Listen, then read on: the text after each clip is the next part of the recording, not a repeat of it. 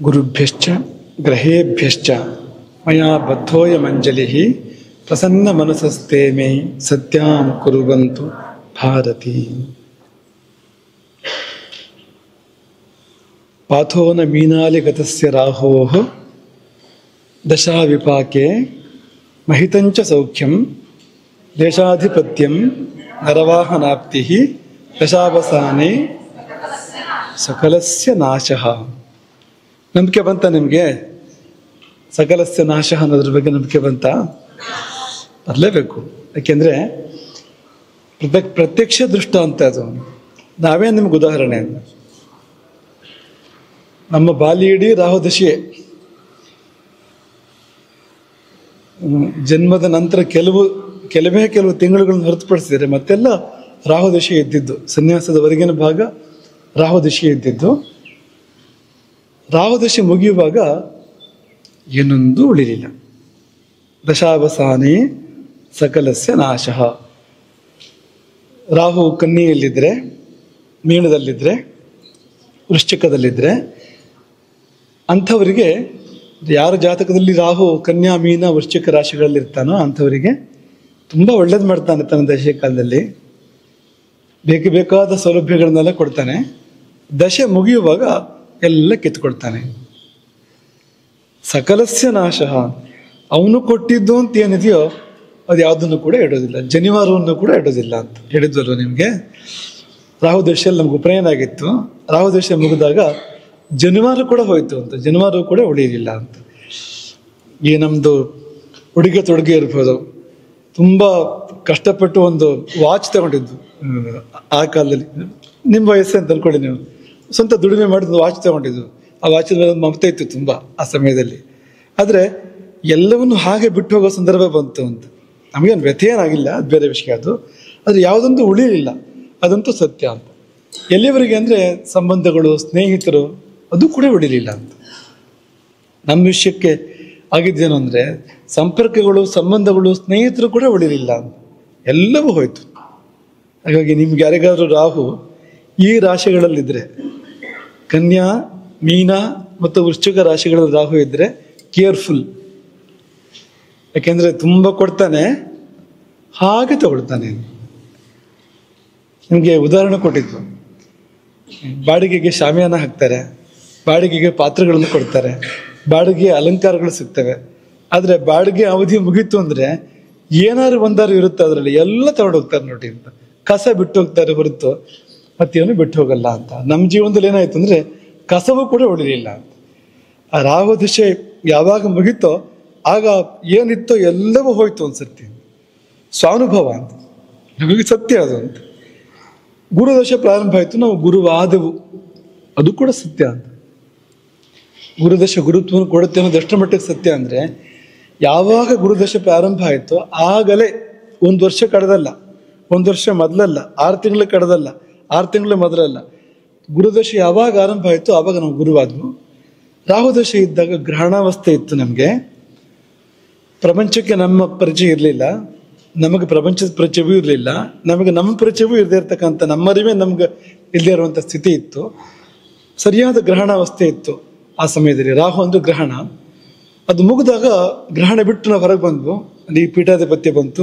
ಇಡೀ ಪ್ರಪಂಚದ ಮುಂದೆ ನಾವು ಪ್ರಕಾಶಗೊಂಡು ಆ ಸಮಯದಲ್ಲಿ.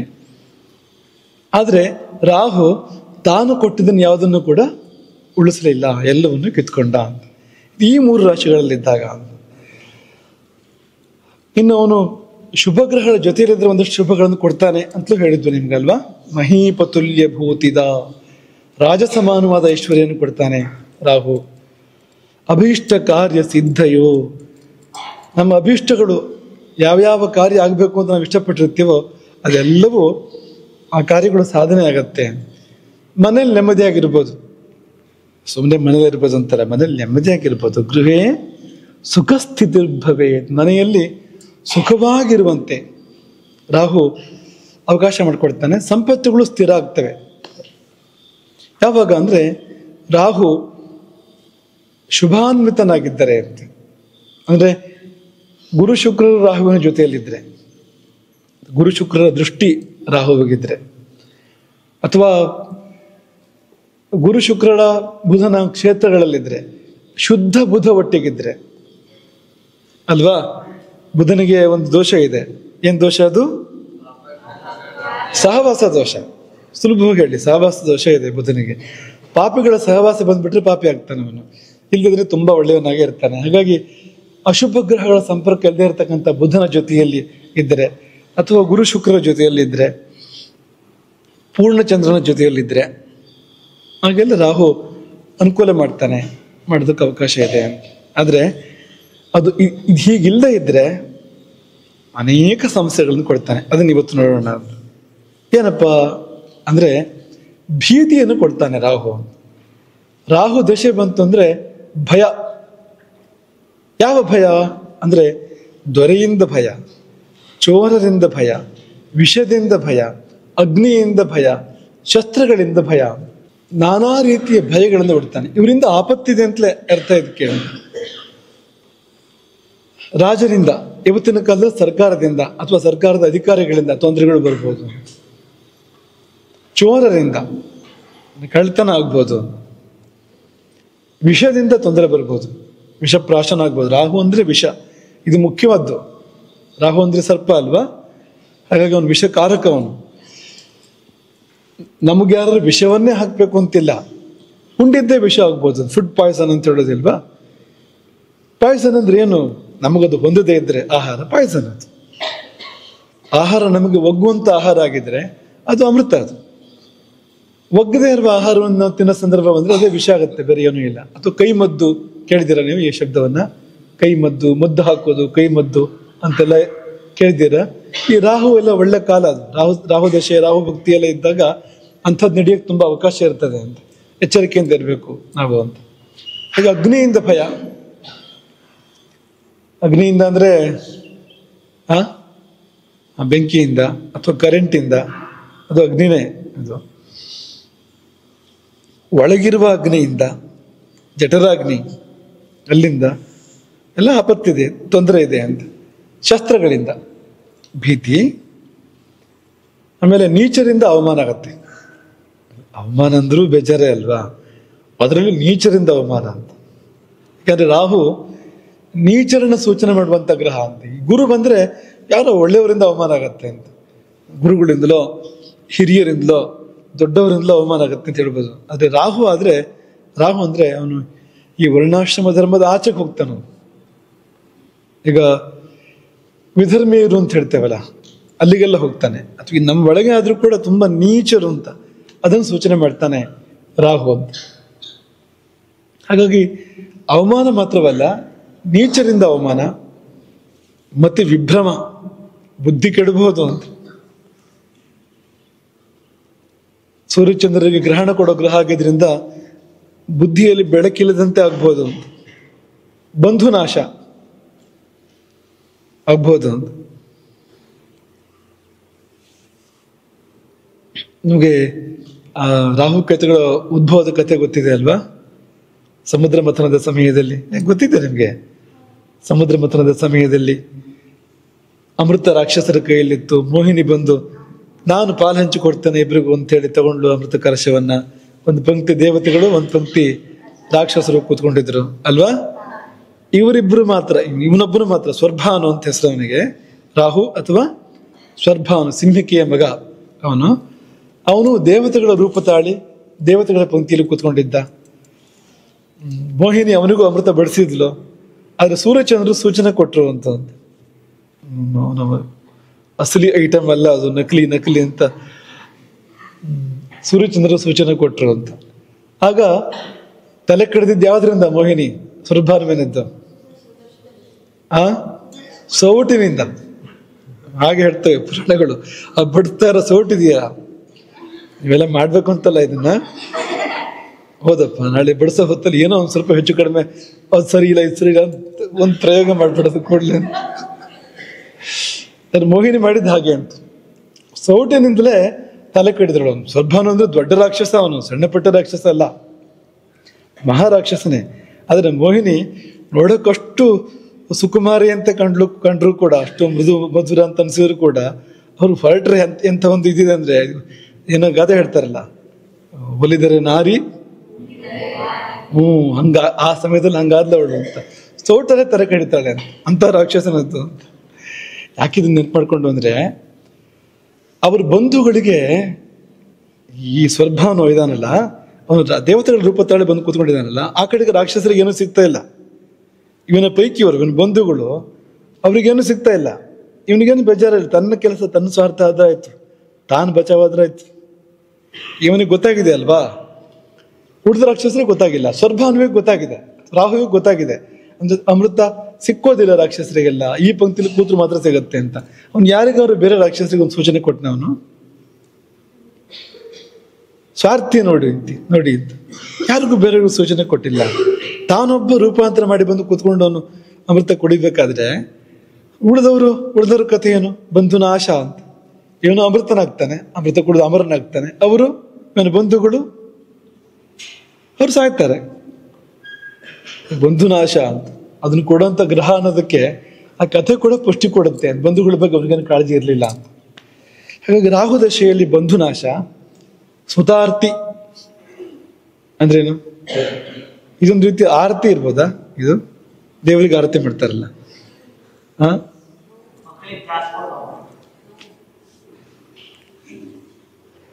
ಮಕ್ಕಳಿಗೆ ಕಷ್ಟ, ಆರ್ತಿ ಅಂದ್ರೆ ಕಷ್ಟ ಅಂತ.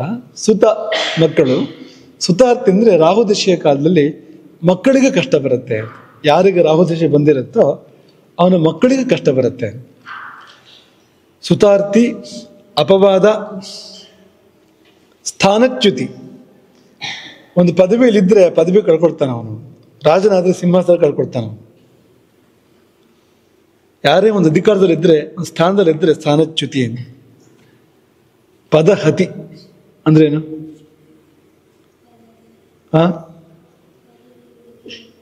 ವಧಿಸ್ಕೊಳ್ತಾನೆ ಅಂತ. ಪದಹತಿ ಅಂದ್ರೆ ವಧೆ ತಿನ್ನೋದು ಅಂತ. ಬೇರೆ ಯಾವ ಗ್ರಹಕ್ಕೂ ಈ ಶಬ್ದ ಇಲ್ಲ, ರಾಹುವಿಗೆ ಈ ಶಬ್ದ ಇದೆ. ಪದಹತಿ ಅಂತ. ಅವನಿಗೆ ಕಾಲ ಇಲ್ಲ ರಾಹುವಿಗೆ, ಪಾಪ ತಲೆ ಮಾತ್ರ ಅಲ್ವಾ ರಾಹು ಅಂತಂದ್ರೆ. ರಾಹು ಶಿರಹ ಅಂತ ಹೇಳ್ತಾರಲ್ಲ, ತಲೆ ಮಾತ್ರ. ಆದ್ರೆ ಅವನು ಬಂದ್ರೆ, ದಶೆ ಬಂದ್ರೆ ಕಾಲಿಂದ ಇನ್ನೊಬ್ಬ ಕಾಲಿಂದ ತುಳಿಯೋ ತರ ಮಾಡ್ತಾನೆ ಅಂತ. ಪದಹತಿ ಬಂದ್ರೆ ಅದು ಅಂತ ತುಳಿತ ಅಂತ. ಕೃತ ಕಾರ್ಯ ಹಾನಿಂ, ಮಾಡಿದ ಕೆಲಸ ಎಲ್ಲ ಹಾಳಾಗೋ ತರ ಮಾಡ್ತಾನೆ. ಏನೇನು ಕೆಲಸ ಮಾಡ್ತೇವೋ ಮಾಡಿದ ಕೆಲಸ ಎಲ್ಲ ಹಾಳಾಗ್ಬೇಕು. ಮುಟ್ಟಿದ್ದೆಲ್ಲ ಮಸಿ. ಹೀಗೆಲ್ಲ ಮಾಡೋ ಯೋಗ ರಾಹುವಿಗಿದೆ. ಯಾವಾಗ? ಆ ಯೋಗಗಳು ಇಲ್ಲದಿದ್ದಾಗ. ರಾಹು ಕನ್ಯಾದಲ್ಲಿ ಇಲ್ಲದೆ ಇದ್ರೆ, ಮೀನದಲ್ಲಿ ಇಲ್ಲದೆ ಇದ್ರೆ, ವೃಶ್ಚಿಕದಲ್ಲಿ ಇಲ್ಲದೆ ಇದ್ರೆ, ಅಥವಾ ಎಲ್ಲಿದ್ರೂ ಕೂಡ ಅವನಿಗೆ ಶುಭ ಯೋಗ ಇಲ್ಲದೆ ಇದ್ರೆ, ಅವನು ಶುಭವಾದ ಭಾವದಲ್ಲಿ ಇಲ್ಲದೆ ಇದ್ರೆ, 3, 6, 11 ಈ ಭಾವಗಳಲ್ಲಿ ಅವನು ಇಲ್ಲದೆ ಇದ್ರೆ ಇಷ್ಟು ಉತ್ಪಾತಗಳನ್ನ, ಇಷ್ಟು ಅನರ್ಥಗಳನ್ನ ರಾಹು ಮಾಡ್ತಾನೆ. ಇದೆಲ್ಲದನ್ನು ಮಾಡ್ತಾನೆ ಅಂತ ಅನ್ಕೋಬೇಡಿ ನೀವು. ಯಾರಿಗೆ ಯಾವ್ದು ಮಾಡ್ತಾನೆ, ಯಾವಾಗ ಮಾಡ್ತಾನೆ ಅನ್ನೋದನ್ನ ನೀವು ನೋಡಬೇಕು ಅಂತ. ಈಗ ರಾಹು ದಶೆ 18 ವರ್ಷ ಇರುತ್ತೆ. ರಾಹು ದಶೆ ಅಷ್ಟು ಕಾಲ ಇರುತ್ತೆ ರಾಹು ದಶೆ. ಈ 18 ವರ್ಷದ ತನ್ನ ದಶಾಕಾಲದಲ್ಲೂ ಮಾಡ್ಬೋದು ಅವನು. ರಾಹು ಭುಕ್ತಿಗಳು ಬರ್ತವೆ. ಅಂದ್ರೆ ಬೇರೆ ದಶೆಗಳಿಗೆ, ಗುರು ದಶೆ ರಾಹುವಿನ ಅಂತರ್ದಶೆ ಬರುತ್ತೆ, ರವಿ ದಶೆ, ಚಂದ್ರದಶೆ, ಬೇರೆ ಬೇರೆ ದಶೆಗಳಲ್ಲಿ ರಾಹುವಿನ ಅಂತರ್ದಶೆ ಬರುತ್ತೆ. ಆವಾಗಲೂ ಕೂಡ ಕೆಲವೊಂದು ಮಾಡ್ಬೋದು. ಇದರಲ್ಲಿ ಅವನು ರಾಹುವಿನ ಕಾಲ ಬಂತು ಅಂದ್ರೆ ನೀವೊಂದು ಸರಿ ಜಾತಕ ತೆಗೆದು ನೋಡ್ಕೋಬೇಕು ಅನ್ಸತ್ತೆ, ಎಲ್ಲಿದ್ದಾನ ಅವನು ಪುಣ್ಯಾತ್ಮ ಅಂತ ನೋಡ್ಕೊಂಡು ಏನಾದ್ರು ಎಡವಟ್ಟಿದ್ರೆ ಕೂಡಲೇ ಇದು ನಾಗದೇವರ ಸನ್ನಿಧಿಗೆ ಹೋಗ್ಬೇಕು ಅಂತ. ಸುಬ್ರಹ್ಮಣ್ಯಕ್ಕೆ ಹೋಗಿ ಸೇವೆ ಮಾಡಬೇಕು, ನಿತ್ಯ ಸುಬ್ರಹ್ಮಣ್ಯ ಸ್ತೋತ್ರ ಪಠನ ಮಾಡಬೇಕು, ನಾಗಾರಾಧನೆ ಮಾಡಬೇಕು. ನಾಗಾರಾಧನೆಯಿಂದ ಶುಭ ಅಂತ. ರಾಹುವಿಗೆ ಸಮಾಧಾನ ಆಗೋದು ಯಾವಾಗ ಅಂದ್ರೆ ಸರ್ಪ ಸೇವೆ, ನಾಗಾರಾಧನೆ ಮಾಡಿದಾಗ ಅವನಿಗೆ ಸಮಾಧಾನ ಆಗತ್ತೆ ಅಂತ. ಮತ್ತೆ ಚರ್ಮ ರೋಗಗಳು ಇಲ್ಲಿ ಇಲ್ಲ, ಅದು ಚರ್ಮದ ತೊಂದರೆಗಳು ಬರ್ತವೆ ರಾಹುವಿನಿಂದ. ಕ್ರಿಮಿಗಳಿಂದ ಬರುವಂಥ ತೊಂದರೆಗಳು, ಬ್ಯಾಕ್ಟೀರಿಯಾ, ಕ್ರಿಮಿಗಳು, ಅದರಿಂದ ಬರುವಂಥ ತೊಂದರೆಗಳು, ಅಥವಾ ಚರ್ಮದಲ್ಲಿ ಆಗ್ತಕ್ಕಂಥ ಏರ್ಪೇರುಗಳು, ಅದು ಕೂಡ ಬರೋಕ್ಕೆ ಅವಕಾಶ ಇದೆ ರಾಹುವಿನ ಕಾಲ ಆದ್ರೆ ಅಂತ. ಶ್ಲೋಕ ಹೀಗಿದೆ, ಅಲ್ಲಿದೆ ಶ್ಲೋಕ. ಕುರ್ಯಾತ್ ಅಹಿಹಿ. ಅಹಿ ಅಂದ್ರೆ ಯಾರು? ಸರ್ಪ. ಸರ್ಪ ಅಂದ್ರೆ ರಾಹು ಅಂತ. ಕುರ್ಯಾತ್ ಅಹಿಹಿ ಕ್ಷಿತಿಪ ಚೋರ ವಿಷ ಅಗ್ನಿ ಶಸ್ತ್ರ ಭೀತಿಂ. ಕ್ಷಿತಿಪ ರಾಜ ಅಂತ. ಕ್ಷಿತಿಪ ಚೋರ ವಿಷ ಅಗ್ನಿ ಶಸ್ತ್ರ ಭೀತಿಂ, ಇವುಗಳಿಂದ ಭಯವನ್ನು ತೊಂದರೆ ಆಗೋ ಥರ ಮಾಡ್ತಾನೆ. ಇವುಗಳ ಭಯ ಇರುತ್ತೆ ಅಂತ, ತೊಂದರೆ ಆಗ್ಬೋದು ಇವುಗಳಿಂದ ಅಂತ. ಸುತಾರ್ತಿ ಮತೆ ವಿಭ್ರಮ ಬಂಧು ನಾಶಂ. ಸುತಾರ್ತಿ ಮಕ್ಕಳಿಗೆ ತೊಂದರೆ, ಮತೆ ವಿಭ್ರಮ ಬುದ್ಧಿಯೇ ಕೆಡುವಂಥದ್ದು, ಬಂಧುನಾಶ ನೆಂಟರು ಇಷ್ಟರು ಅವರಲ್ಲಿ ಸಾವು ನೋವು ಹಾನಿ ಇದು ಸಂಭವಿಸುವಂಥದ್ದು. ನೀಚಾವಮಾನನಂ ಅತಿಕ್ರಮತೋ ಅಪವಾದಂ ಅತಿಕ್ರಮತಃ ಅಪವಾದಂ. ಅಪವಾದ ಬರೋದು ಇಲ್ಲಿ ಏನು ಅಪವಾದ ಕಾರಣ ಇಲ್ಲದೂ ಬರ್ಬೋದು, ಸುಮ್ಮನೆ ಬರ್ಬೋದು. ಅದು ಅತಿಕ್ರಮತಃ ಅಪವಾದಂ ಅಂದ್ರೆ ತಪ್ಪು ಮಾಡಿ ಅಪವಾದ ಬರುತ್ತೆ. ಅತಿಕ್ರಮಿಸಿ ಈ ಮರ್ಯಾದೆಯನ್ನ, ಒಂದು ಚೌಕಟ್ಟಿದೆಯಲ್ಲ, ಹೀಗೆ ಬದುಕಬೇಕು ಹೀಗೆ ಬದುಕಬಾರದು ಅಂತ, ಆ ಚೌಕಟ್ಟನ್ನು ದಾಟಿ ಹೋಗಿದ್ರಿಂದ ಅಪವಾದ ಬರುವಂಥದ್ದು ಅಂತ. ಹಾಗಾಗಿ ಅತಿಕ್ರಮತಃ ಅಪವಾದಂ ಸ್ಥಾನಚ್ಯುತಿಂ ಪದಹತಿಂ. ಪದಹತಿಂ ಅಂದ್ರೆ ಪದ ಹೇಳೋದಂತಲ, ಹಾಡೋದಂತಲ, ಒದೆ ತಿನ್ನೋದು ಅಂತ. ಹತಿ ಅಂದ್ರೆ ಪೆಟ್ಟು ಅಂತ, ಪದ ಅಂದ್ರೆ ಕಾಲು, ಪದಹತಿಂ ಅಂದ್ರೆ ಕಾಲಿಂದ ಪ್ರಹಾರ ಅಂತ, ಪಾದ ಪ್ರಹಾರ ಅಂತ. ಪದಹತಿಂ ಕೃತ ಕಾರ್ಯ ಹಾನಿ. ಇದಿಷ್ಟು ರಾಹುವಿನ ಫಲಗಳು. ಇನ್ನು ಕೇತು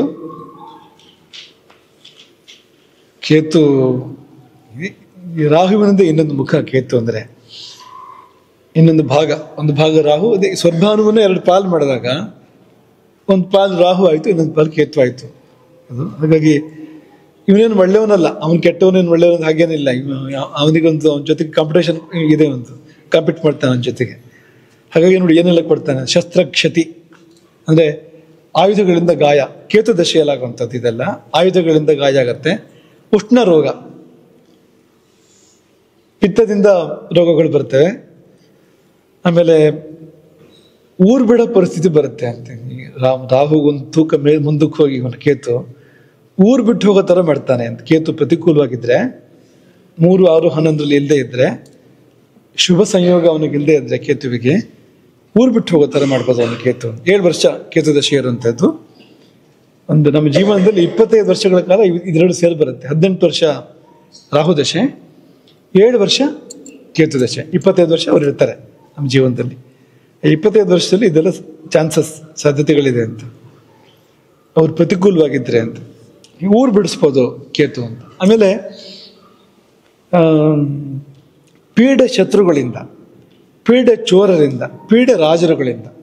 ರಾಹುವಿಂದ ಸೇಮ್, ಅಲ್ಲಿ ಭೀತಿ, ಇಲ್ಲಿ ಪೀಡೆ ಅಂತ. ಅಲ್ಲಿ ಭೀತಿ ಅಂದ್ರೆ ಆಗಬಹುದು ಅಂತ, ತೊಂದರೆ ಆಗಬಹುದು ಅಂತ ರಾಹು ಒಂದು, ಕೇತು ತೊಂದರೆ ಆಗುತ್ತೆ ಅಂತ, ಅಷ್ಟೇ ವ್ಯತ್ಯಾಸ ಇರುತ್ತೆ. ಭೀತಿ ಅಂದ್ರೆ ದೇರ್ ಆರ್ ಚಾನ್ಸಸ್, ಆಗ್ಬಹುದು ಅಂತ, ಆ ಥರ ಅಂತ. ಪೀಡೆ ಅಂದ್ರೆ ತೊಂದರೆ ಆಗುತ್ತೆ ಅಂತಲೇ ನೇರವಾಗಿ ಹೇಳ್ತಾ ಇದ್ದಾರೆ. ಒಂದು ಸ್ಟೆಪ್ ಮುಂದಿದೆ ಇದು ಅಂತ.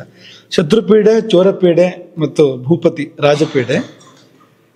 ಭಯಗಳು ಇದೆ, ಅಗ್ನಿ ಭಯ ಇದೆ, ವನ್ನೇರ್ ಭಯಂ ಅಂತ. ಅಗ್ನಿ ಭಯ, ಸುಟ್ಟೋಗೋದು ಆಗೋದು ಇಂಥದ್ದೆಲ್ಲ ಆಗ್ಬೋದು ಆ ಕಾಲದಲ್ಲಿ. ಕೇತು ಅಂದ್ರೆ ನಾನು ಬೆಂಕಿ ಕಾರಕತ್ವ ಇದೆ ಕೇತುವಿಗೆ. ಹಾಗಾಗಿ ಬೆಂಕಿಯಿಂದ ತೊಂದರೆಗಳಾಗ್ಬೋದು. ಕುಲದೋಷಿತತ್ವಂ ಅಂತಂದ್ರೆ ಒಂದು ನಮ್ಮ ಕುಲಕ್ಕೆ ಕೆಟ್ಟ ತರ ಕೆಲಸ ಮಾಡೋದು, ವಂಶಕ್ಕೆ ಕಲಂಕ ತರುವಂತ ಕೆಲಸ ಮಾಡೋಂಥದ್ದು ಕುಲದೋಷಿತತ್ವಂ ಅಂದ್ರೆ. ಅವನಿಂದಾಗಿ ವಂಶಕ್ಕೆ ಕಲಂಕ ಬರುತ್ತೆ ಅಂತ, ಅಥವಾ ವಂಶದ ಕಾರಣಕ್ಕೆ ಅವನು ತೊಂದರೆಗಳಾಗತ್ತೆ ಅಂತ. ವಂಶದ ಕಾರಣಕ್ಕೆ ಕರ್ಣನ ಬಗ್ಗೆ ಹೇಳೋದಿಲ್ವಾ, ಸೂತಪುತ್ರ ನೀನು ಅಂತ. ಆ ವಂಶದ ಕಾರಣಕ್ಕೆ ಅವನಲ್ಲಿ ಪರಾಕ್ರಮ ಇತ್ತು ಕರ್ಣನಲ್ಲಿ, ಆದ್ರೆ ಅವನ ವಂಶದ ಕಾರಣಕ್ಕೆ ಅವನು ಸ್ವಲ್ಪ ನಿಜವಾದ ವಂಶ ಅಲ್ಲ ಅದು, ಆದ್ರೆ ಹಾಗೆ ಪ್ರಥೆ ಇದ್ದಿದ್ರಿಂದಾಗಿ ಅವನ ಪಕ್ಕಕ್ಕೆ ಸರಿಬೇಕಾಯ್ತು ಅಂತ. ಕುಲದೂಷಿತತ್ವ ಹೀಗೂ ಬರ್ಬೋದು. ಮುಖ್ಯವಾಗಿ ಕುಲಕ್ಕೆ ಕಲಂಕವಾಗ್ತಕ್ಕಂಥ ಸಂದರ್ಭಗಳು. ಕೊನೆಯದು ಮಿಥ್ಯಾಪವಾದ. ರಾಹುವಿನದ್ದು ಸತ್ಯಾಪವಾದ, ಕೇತುವಿನದ್ದು ಒಳ್ಳೆ ಚೆನ್ನಾಗಿದೆ. ಇಬ್ರು ಸೇರಿದ್ರೆ ಅವನು ಅದನ್ನು ಕೊಡ್ತಾನೆ, ಇವನು ಇದನ್ನು ಕೊಡ್ತಾನೆ ಅಂತ. ಹಾಗಾಗಿ ಶ್ಲೋಕ ನೋಡಿ. ಕೇತೋರ್ದಶಾಯ, ಕೇತುವಿನ ದಶೆ ಬಂದಾಗ ಅರಿ ಚೋರ ಭೂಪೈ ಪೀಡಾ. ಅರಿ ಶತ್ರುಗಳು, ಚೋರ ಭೂಪ ಇವರಿಂದ ಪೀಡೆ. ಶಸ್ತ್ರ ಕ್ಷತಂ, ಕ್ಷತಂ ಅಂದ್ರೆ ಗಾಯ ಆಗುವಂಥದ್ದು, ಶಸ್ತ್ರದಿಂದ ಗಾಯ ಆಗುವಂಥದ್ದು. ಯಾರು ಬಿದ್ದು ಪೆಟ್ಟಾಗೋದಂತಲ್ಲ, ಶಸ್ತ್ರಗಳಿಂದ ತೊಂದರೆ ಆಗುವಂಥದ್ದು. ಅಂದ್ರೆ ಯಾವುದೋ ಒಂದು ಗಲಭೆ, ಯುದ್ಧ, ದಾಳಿ ಹಲ್ಲೆ ಇಂಥದ್ದನ್ನು ಹೇಳ್ತಾ ಇದೆ ಅದು ಅಂತ.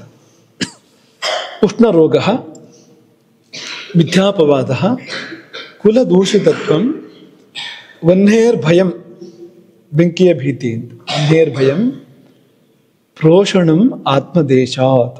ಆತ್ಮದೇಶ ಅಂದರೆ ತನ್ನ ಊರು. ಆತ್ಮದೇಶಾತ್ ಪ್ರೋಷಣಂ, ಊರು ಬಿಟ್ಟು ದೂರ ಹೋಗುವಂಥದ್ದು ಅಂತ. ಎಷ್ಟು ಬರ್ಬೋದು ಕೇತುವಿನ ದಶೆಯಲ್ಲಿ ಅಂತ ಮನಸ್ಸಿ ಬಂತಾ? ಸುಮ್ಮನೆ ನಿಮ್ಮ ನೆನಪಿಗೆ ಕೇಳೋದೀಗ ಒಂದ್ಸತಿ ನಿನ್ನೆ ಪಾಠದ್ದು, ನಿನ್ನೆ ಮೊನ್ನೆದು ಇವತ್ತನ್ನು ಸೇರಿಸಿ.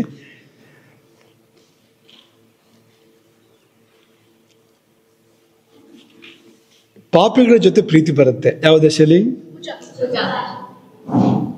ಪಾಪಿಗಳು ಇಷ್ಟ ಆಗ್ತಾರೆ ಯಾವ ದಶೆಯಲ್ಲಿ?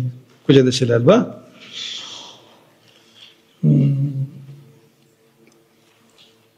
ಇನ್ನೊಬ್ರು ಪ್ರಾತಿನಿಧ್ಯ ವಹಿಸಿ ಸಂಪಾದನೆ ಮಾಡ್ತಾನೆ, ರೆಪ್ರೆಸೆಂಟೇಟಿವ್ ಆಗಿ ಇದ್ದು ಸಂಪಾದನೆ ಮಾಡ್ತಾನೆ. ಆನೆ ಕೂಡ ದಶೆ ಯಾವುದು? ಗುರು ಅಲ್ವಾ? ಕುದುರೆ ಕೂಡ ದಶೆ ಯಾವುದು?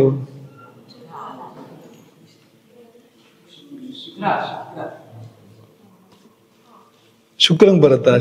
ಶ್ಲೋಕ ನೆನಪಿದೆಯಾ ನಿಮಗೆ? ಶುಕ್ರನಲ್ಲಿ ಇಲ್ಲ ನೋಡಿ.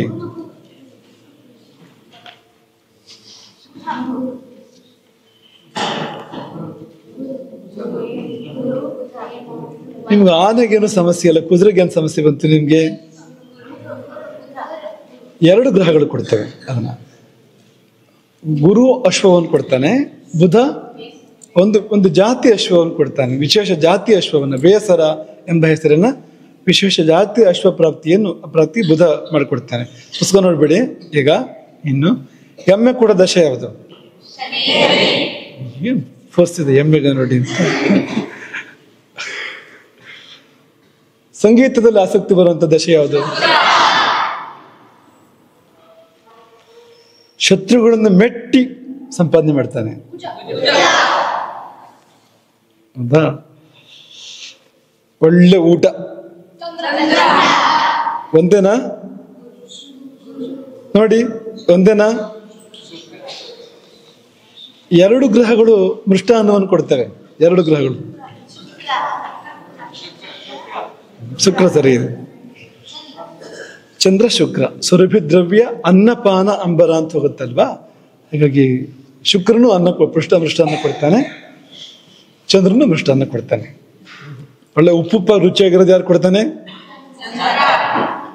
ಹುಳಿಯಾಗಿ ರುಚಿಯಾಗಿರೋದು ಯಾರು ಕೊಡ್ತಾನೆ? ಹಂಗೆ. ಇನ್ನು ಧರ್ಮ ವಿರೋಧಿಗಳ ಜೊತೆಗೆ ವೈರ ಬರುತ್ತೆ. ಒಬ್ಬನೇನಾ? ಗುರು ಶುಕ್ರರ ದಶೆ ಬಂದ್ರೆ ಯಾರು ಸನಾತನ ಧರ್ಮಕ್ಕೆ ವೈರಿಗಳೋ ಅವ್ರ ಜೊತೆಗೆ ವೈರ ಬರುತ್ತೆ ಅಂತ. ಅಂದ್ರೆ ಒಳ್ಳೆ ವೈರ ಅದು ಅಂತ, ಬರ್ಬೇಕಾದ ವೈರ ಅದು ಅಂತ, ಅದು ಬರುತ್ತೆ ಅಂತ. ಮನೋರೋಗ ಯಾರು ಕೊಡ್ತಾರೆ? ಎಡಬಟ್ಟಾದ್ರೆ ಸರಿ ನೋಡಿ ಹೇಳಿ. ಆ ಶಬ್ದನೇ ಯಾರಿಗಿದೆ ನೋಡಿ.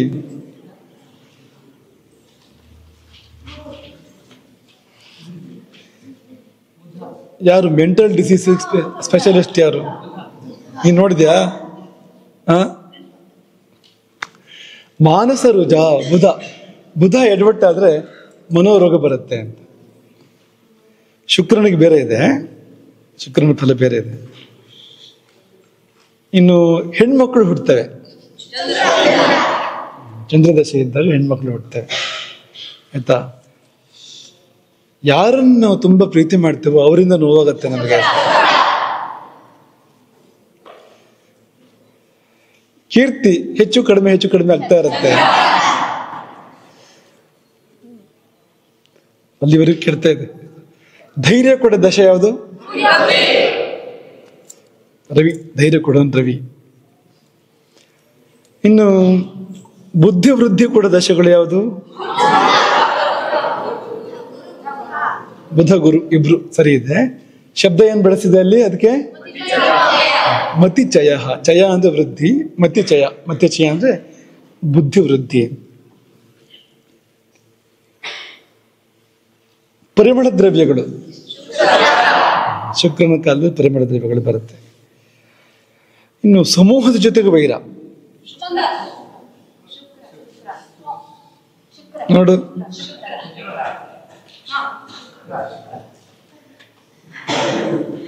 ಏನಾಯ್ತು ಅಂಕರ? ಸಮೂಹ ಅಂತ ವ್ಯಕ್ತಿಗಳ ಜೊತೆ ಬೇರೆ ಕೂಡ ದಶೆಗಳಿದ್ದಾವೆ ಬೇರೆ, ಆದ್ರೆ ಇಡೀ ಸಮೂಹದ ಜೊತೆಗೆ, ಇಡೀ ಗುಂಪು ಜಾತಿ ಜೊತೆಗೆ ಬೇರೆ ಕಟ್ಕೊತಾನೆ. ಆ ದಶೆ ಯಾವುದು ಅಂತ ಇದೆಯಲ್ಲ, ವೃಂದೋರ್ವೀಶ ನಿಷಾದ ಧರ್ಮರಹಿತೈಹಿ ಬೈರಂ. ವೃಂದ ಉರ್ವೀಶ ನಿಷಾದ ಧರ್ಮರಹಿತೈಹಿ ಬೈರಂ. ಶುಕ್ರ ಕೊಡ್ಬೇಕು, ಸಮೂಹ ವೈರ ಶುಕ್ರ ಕೊಡ್ಬೇಕು ಅಂತ.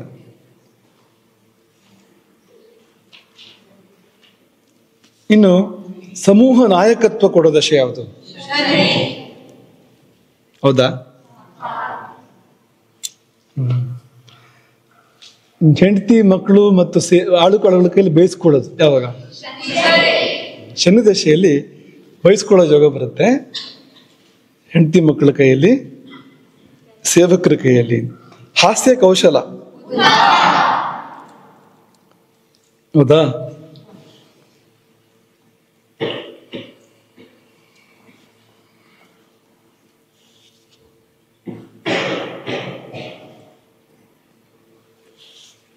ಮನೆಯಲ್ಲಿ ನೆಮ್ಮದಿಯಾಗಿರೋದು. ಈಗ ತಾನೇ ಹೇಳಿದ್ದು ಮನೇಲಿ ಆರಾಮಾಗಿರೋದು ಅಂತ.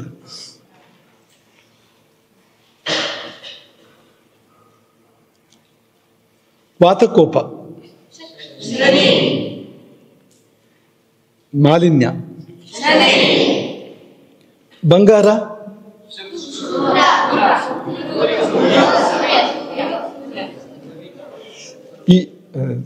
ಈ ಗ್ರಹಗಳೆಲ್ಲ ಹೌದು ನೀವು ಹೇಳಿದ್ದು. ಆದ್ರೆ ಪಾಠದಲ್ಲಿ ಯಾವ ದಶಾಪದಲ್ಲಿ ಹೇಳಿದೆ ಬಂಗಾರವನ್ನ? ಇಲ್ವಲ್ಲ, ಸೂರ್ಯನಲ್ಲಿ ಹೇಳಿದೆ. ಸೂರ್ಯನಲ್ಲಿ ಹೇಳಿದೆ ಅಂದ್ರೆ ಬಂಗಾರದಿಂದ ಸಂಪತ್ತು ಅಂತ, ಬಂಗಾರದ ಕೆಲಸದ ಮೂಲಕ, ಬಂಗಾರದ ಮೂಲಕವಾಗಿ ಸಂಪತ್ತು ಬರುತ್ತೆ ಅಂತ ಸೂರ್ಯನಿಗೆ ಹೇಳಿದ್ರು. ಬಂಗಾರ ಬರುತ್ತೆ ಅಂತ ಹೇಳಿದ ದಶೆ ಯಾವುದು? ಗುರು ಗುರು ಗುರು ಹುಡುಕ್ಪಡಿಯನ್ನು ಗುರು. ಹೇಮ ಅಶ್ವ ಆತ್ಮಜ ಕುಂಜರ ಅಂಬರಚಯ, ಗುರು ದಶೆಗಿರಂಥದ್ದು. ಆಯ್ತು, ಇದೆಲ್ಲ ಮನಸ್ಸಿಗೆ ಬಂದಿದೆ ಅಂತ ಗೊತ್ತಾಗ್ತಾ ಇದೆ. ಇನ್ನು ಮುಖ್ಯವಾದ ವಿಷಯಕ್ಕೆ ಬರ್ತೀವಿ. ಇದನ್ನ ಮಾಡಬೇಕು ಅಂತ ಈ ಪಾಠ ಮಾಡ್ತಾ ಇರೋಂಥದ್ದು. ಈಗ ನಾವೇನು ಪಾಠ ಮಾಡಿದೀವೋ ಇದು ನಿಮಗೆ ಬೇರೆ ಕಡೆ ಸಿಗುತ್ತೆ. ನಿಮಗೆ ಇನ್ಯಾರು ಪಾಠ ಮಾಡಿದ್ರು ಕೂಡ ಇದನ್ನು ಪಾಠ ಮಾಡ್ತಾರೆ. ಜ್ಯೋತಿಷದ ಪಾಠವನ್ನು ಬೇರೆಯವರು ಮಾಡಿದ್ರು ಕೂಡ ಈ ವಿಷಯಗಳನ್ನ ಹೇಳ್ಬೋದು ನಿಮಗೆ. ಅಮೂಲ ಆಗಿರೋ ಪಾಠ ಮಾಡಿದ್ರೆ ಹೇಳ್ತಾರೆ. ಈಗ ನಾವು ಯಾವ ವಿಷಯ ಹೇಳಕ್ಕಿದ್ದೇವೆ ಅದನ್ನ ಹೇಳೋದಿಲ್ಲ, ಬೇರೆ ಯಾರು ಇದನ್ನು ಪಾಠ ಮಾಡೋದಿಲ್ಲ. ಇದು ಗ್ರಂಥಗಳಲ್ಲಿದೆ, ಅದು ಬೃಹಜ್ಜಾತಕದಲ್ಲೇ ಇದೆ, ವರಾಹಮಿಹಿರರಿಂದಲೇ ಬಂದಿದೆ, ಮುಖ್ಯವಾದ್ದು ಕೂಡ ಹೌದು. ಆದರೆ ಯಾರೂ ಪಾಠ ಮಾಡೋದಿಲ್ಲ ಮತ್ತು ಯಾರು ಬಳಕೆ ಕೂಡ ಮಾಡೋದಿಲ್ಲ. ಬಳಸಬೇಕಾಗಿರೋಂಥದ್ದು ತುಂಬ ಗಣನೆಗೆ ಬರುತ್ತೆ. ಅದು ಗಣನೆ ತಗೊಳ್ದಿರೋದ್ರಿಂದ ತಪ್ಪುಗಳಾಗುತ್ತೆ ಫಲ ಹೇಳಬೇಕಾದ್ರೆ. ಆದರೆ ಹೆಚ್ಚಿನವರು ಕೂಡ ಅದನ್ನ ಬಳಸ್ತೇನೆ ತಪ್ಪು ಮಾಡ್ತಾರೆ ಅಥವಾ ಬಳಸ್ಕೊಳ್ಳೋದಿಲ್ಲ ಅಂತ. ಅಂಥದ್ದೊಂದು ಅಂತ 3 ಸಂಗತಿಗಳನ್ನ ಇವತ್ತು ನಿಮಗೆ ದಶೆ ಬಗ್ಗೆ ಹೇಳಬೇಕು ಅಂತಿದ್ದೀವಿ. ಅದೇನಂದ್ರೆ, ನಾವು ಮೊನ್ನೆ ನಿಮಗೆ ಹೇಳಿದ ಹಾಗೆ ಜಾತಕದ ಪ್ರಕಾರ ಒಳ್ಳೆ ದಶೆ, ಆದರೆ ಒಳ್ಳೇದಾಗೋದಿಲ್ಲ. ಜಾತಕದ ಪ್ರಕಾರ ಕೆಟ್ಟ ದಶೆ, ಆದರೆ ಕೆಟ್ಟದಾಗೋದಿಲ್ಲ.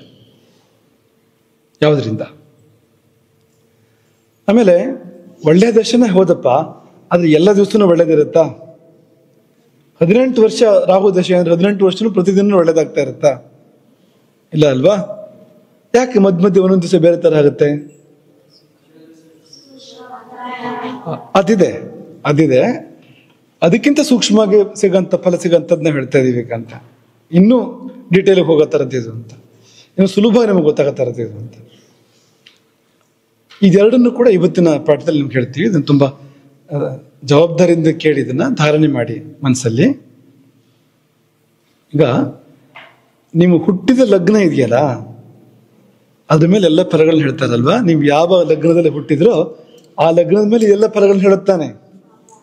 ಹಾಗೆಯೇ ದಶೆ ಯಾವಾಗ ಪ್ರಾರಂಭ ಆಗುತ್ತೆ, ಆ ಲಗ್ನ ಇದೆಯಲ್ಲ ಅದ್ರ ಮೇಲೆ ದಶೆ ಫಲಗಳು ಬೇರೆ ಬೇರೆ ಆಗುತ್ತೆ ಅಂತ ಮನ್ಸಿಗೆ ಬಂತ. ದಶೆ ಯಾವ ವರ್ಷ ಪ್ರಾರಂಭ ಆಯ್ತು, ಯಾವ ತಿಂಗಳು ಪ್ರಾರಂಭ ಆಯ್ತು, ಯಾವ ದಿನ ಪ್ರಾರಂಭ ಆಯ್ತು, ಎಷ್ಟು ಹೊತ್ತಿಗೆ ಪ್ರಾರಂಭ ಆಯ್ತು ಅದನ್ನ ಯಾರು ನೋಡೋದಿಲ್ಲ. ಎಷ್ಟು ಹೊತ್ತಿಗೆ ಪ್ರಾರಂಭ ಆಯ್ತು, ಅವಾಗ ಯಾವ ಲಗ್ನ ಇತ್ತು ಪ್ರಾರಂಭ ಆದಾಗ, ಅದನ್ನ ಇಟ್ಕೊಂಡು ಆ ದಶೆ ಆ ಮೂಲ ಗುಣವನ್ನು ವ್ಯತ್ಯಾಸ ಮಾಡ್ಕೊಡುತ್ತೆ ಅಂತ. ಜಾತಕದಲ್ಲಿ ನೋಡಿದಾಗ ಏನಿದೆಯೋ ಅದಕ್ಕಿಂತ ವ್ಯತ್ಯಾಸ ಆಗತ್ತೆ ಅಂತ. ಈಗ ಸಾಮಾನ್ಯ ಏನು ಮಾಡ್ತಾರೆ ಅಂದರೆ, ಜಾತಕ ನೋಡ್ತಾರೆ, ದಶಭುಕ್ತಿ ಯಾವುದು ನೋಡ್ತಾರೆ, ಜಾತಕ ನೋಡ್ತಾರೆ, ಗುರು ದಶ ನಡೀತಾ ಇದೆ, ಗುರು ಜಾತಕದಲ್ಲಿ ಹೇಗಿದ್ದಾನೆ, ಉಚ್ಚ ಕ್ಷೇತ್ರದಲ್ಲಿ ನಾನು ಗುರು, ಶುಭ ದೃಷ್ಟಿ ಇದೆ, ಒಳ್ಳೆ ಫಲಗಳು, ಹೀಗೆ ಹೋಗ್ಬಿಡ್ತಾರೆ ಅಂತ. ಗಡಿಬಿಡಿ ಮಾಡಬಾರದು ಅಂತ. ಆ ದಶೆ ಪ್ರಾರಂಭ ಆದ ಲಗ್ನ ಯಾವುದು ಅಂತ ನೋಡ್ಕೋಬೇಕು ಒಂದ್ಸಾರಿ ಅಂತ. ಯಾವ ಲಗ್ನದಲ್ಲಿ ಪ್ರಾರಂಭ ಆಯಿತು ಅಂತ. ಸರಳವಾದ ಕೆಲವು ಸಂಗತಿಗಳಿದೆ, ಅದಕ್ಕೆ ಮ್ಯಾಪ್ ಕೂಡ ಮಾಡಿದೆ. ಅದಕ್ಕೆ ಅದನ್ನ ಒಳ್ಳೇದಾಗತ್ತೆ ಕೆಟ್ಟದಾಗತ್ತೆ ಅಂತ ತಿಳಿಬೋದು ಅದನ್ನ. ಈಗ ಯಾವ್ದಾದ್ರು ಬೃಹತ್ ಹೆಸರು ಹೇಳಿ ಸುಮ್ಮನೆ. ಗುರು ದಶೆ ಅಂತ ಅನ್ಕೊಳ್ಳಿ ನೀವೀಗ. ಗುರು ದಶೆ ಅಂತ ಅನ್ಕೊಳ್ಳಿ. ಗುರು ದಶೆ ಪ್ರಾರಂಭ ಆದಾಗ ಆ ಲಗ್ನ ಇದೆಯಲ್ಲ, ಗುರು ಎಲ್ಲಿದ್ದ ಲಗ್ನದಿಂದ ಅಂತ ನೋಡಬೇಕು ಅಂತ. ಒಂದ್ ವೇಳೆ ಲಗ್ನದಲ್ಲಿ ಗುರು ಇದ್ರೆ ದಶಾರಂಭ ಲಗ್ನ ಅಂತ ಹಾಗೆ ಕರೆಯೋಣ ಅದನ್ನ.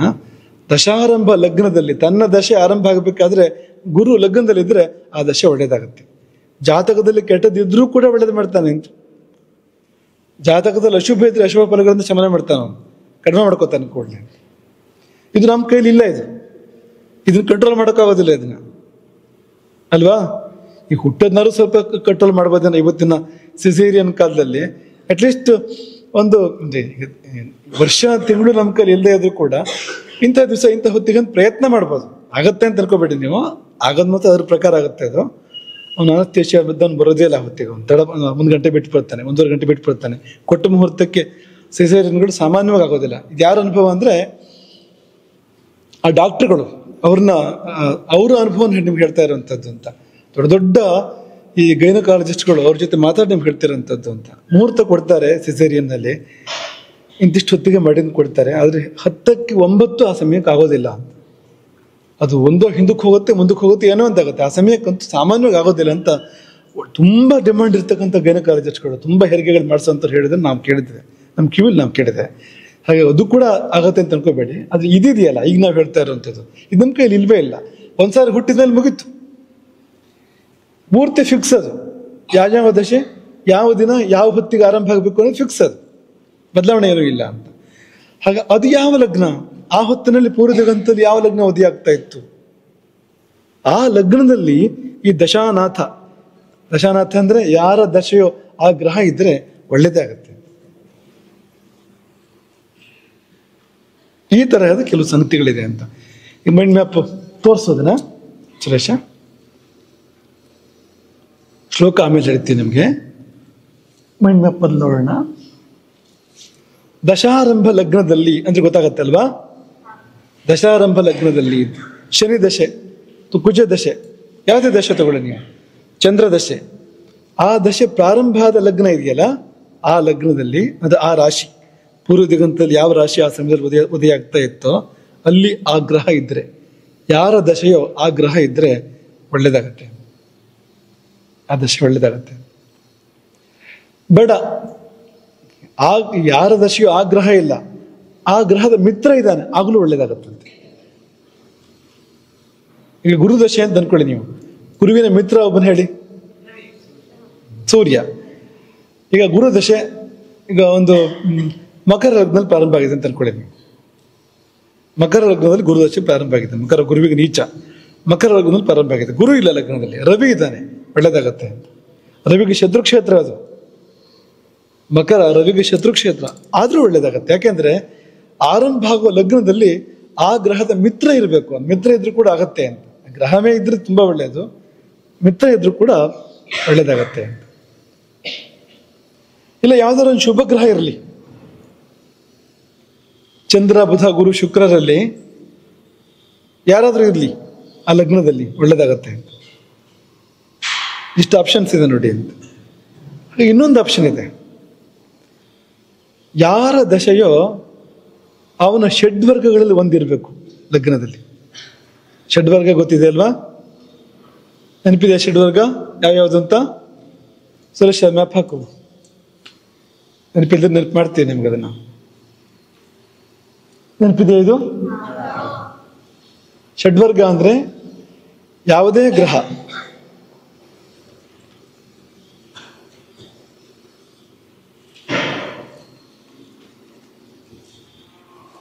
ಈಗ ಷಡ್ವರ್ಗ ಅಂದ್ರೇನು?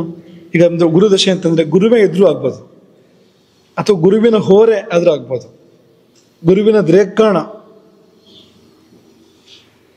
ಕ್ಷೇತ್ರ ಅಂದ್ರೆ ಇಡೀ, ಹೋರ ಅಂದ್ರೆ ರಾಶಿ 2 ಭಾಗ ಮಾಡಿದ್ರೆ, ದ್ರೇಕಾಣ ಅಂದ್ರೆ 3 ಭಾಗ ಮಾಡಿದ್ರೆ, ನವಾಂಶ ಅಂದ್ರೆ 9 ಭಾಗ ಮಾಡಿದ್ರೆ ಆ ನವಾಂಶ ಬಂದರೂ ಆಗ್ಬೋದು, ದ್ವಾದಶಾಂಶ ಬಂದರೂ ಆಗ್ಬೋದು, ತ್ರಿಂಶಾಂಶ ಬಂದರೂ ಆಗ್ಬೋದು. ಈ ಯಾವುದೇ ಆ ಗ್ರಹಕ್ಕೆ ಸಂಬಂಧಪಟ್ಟಂತ ಯಾವ್ದಾದ್ರು ಒಂದು ಭಾಗ, ಒಂದು ತುಣುಕು ಆ ಲಗ್ನದಲ್ಲಿ ಬಂತು ಅಂದ್ರೆ ಒಳ್ಳೇದು ಮಾಡ್ತಾನೆ.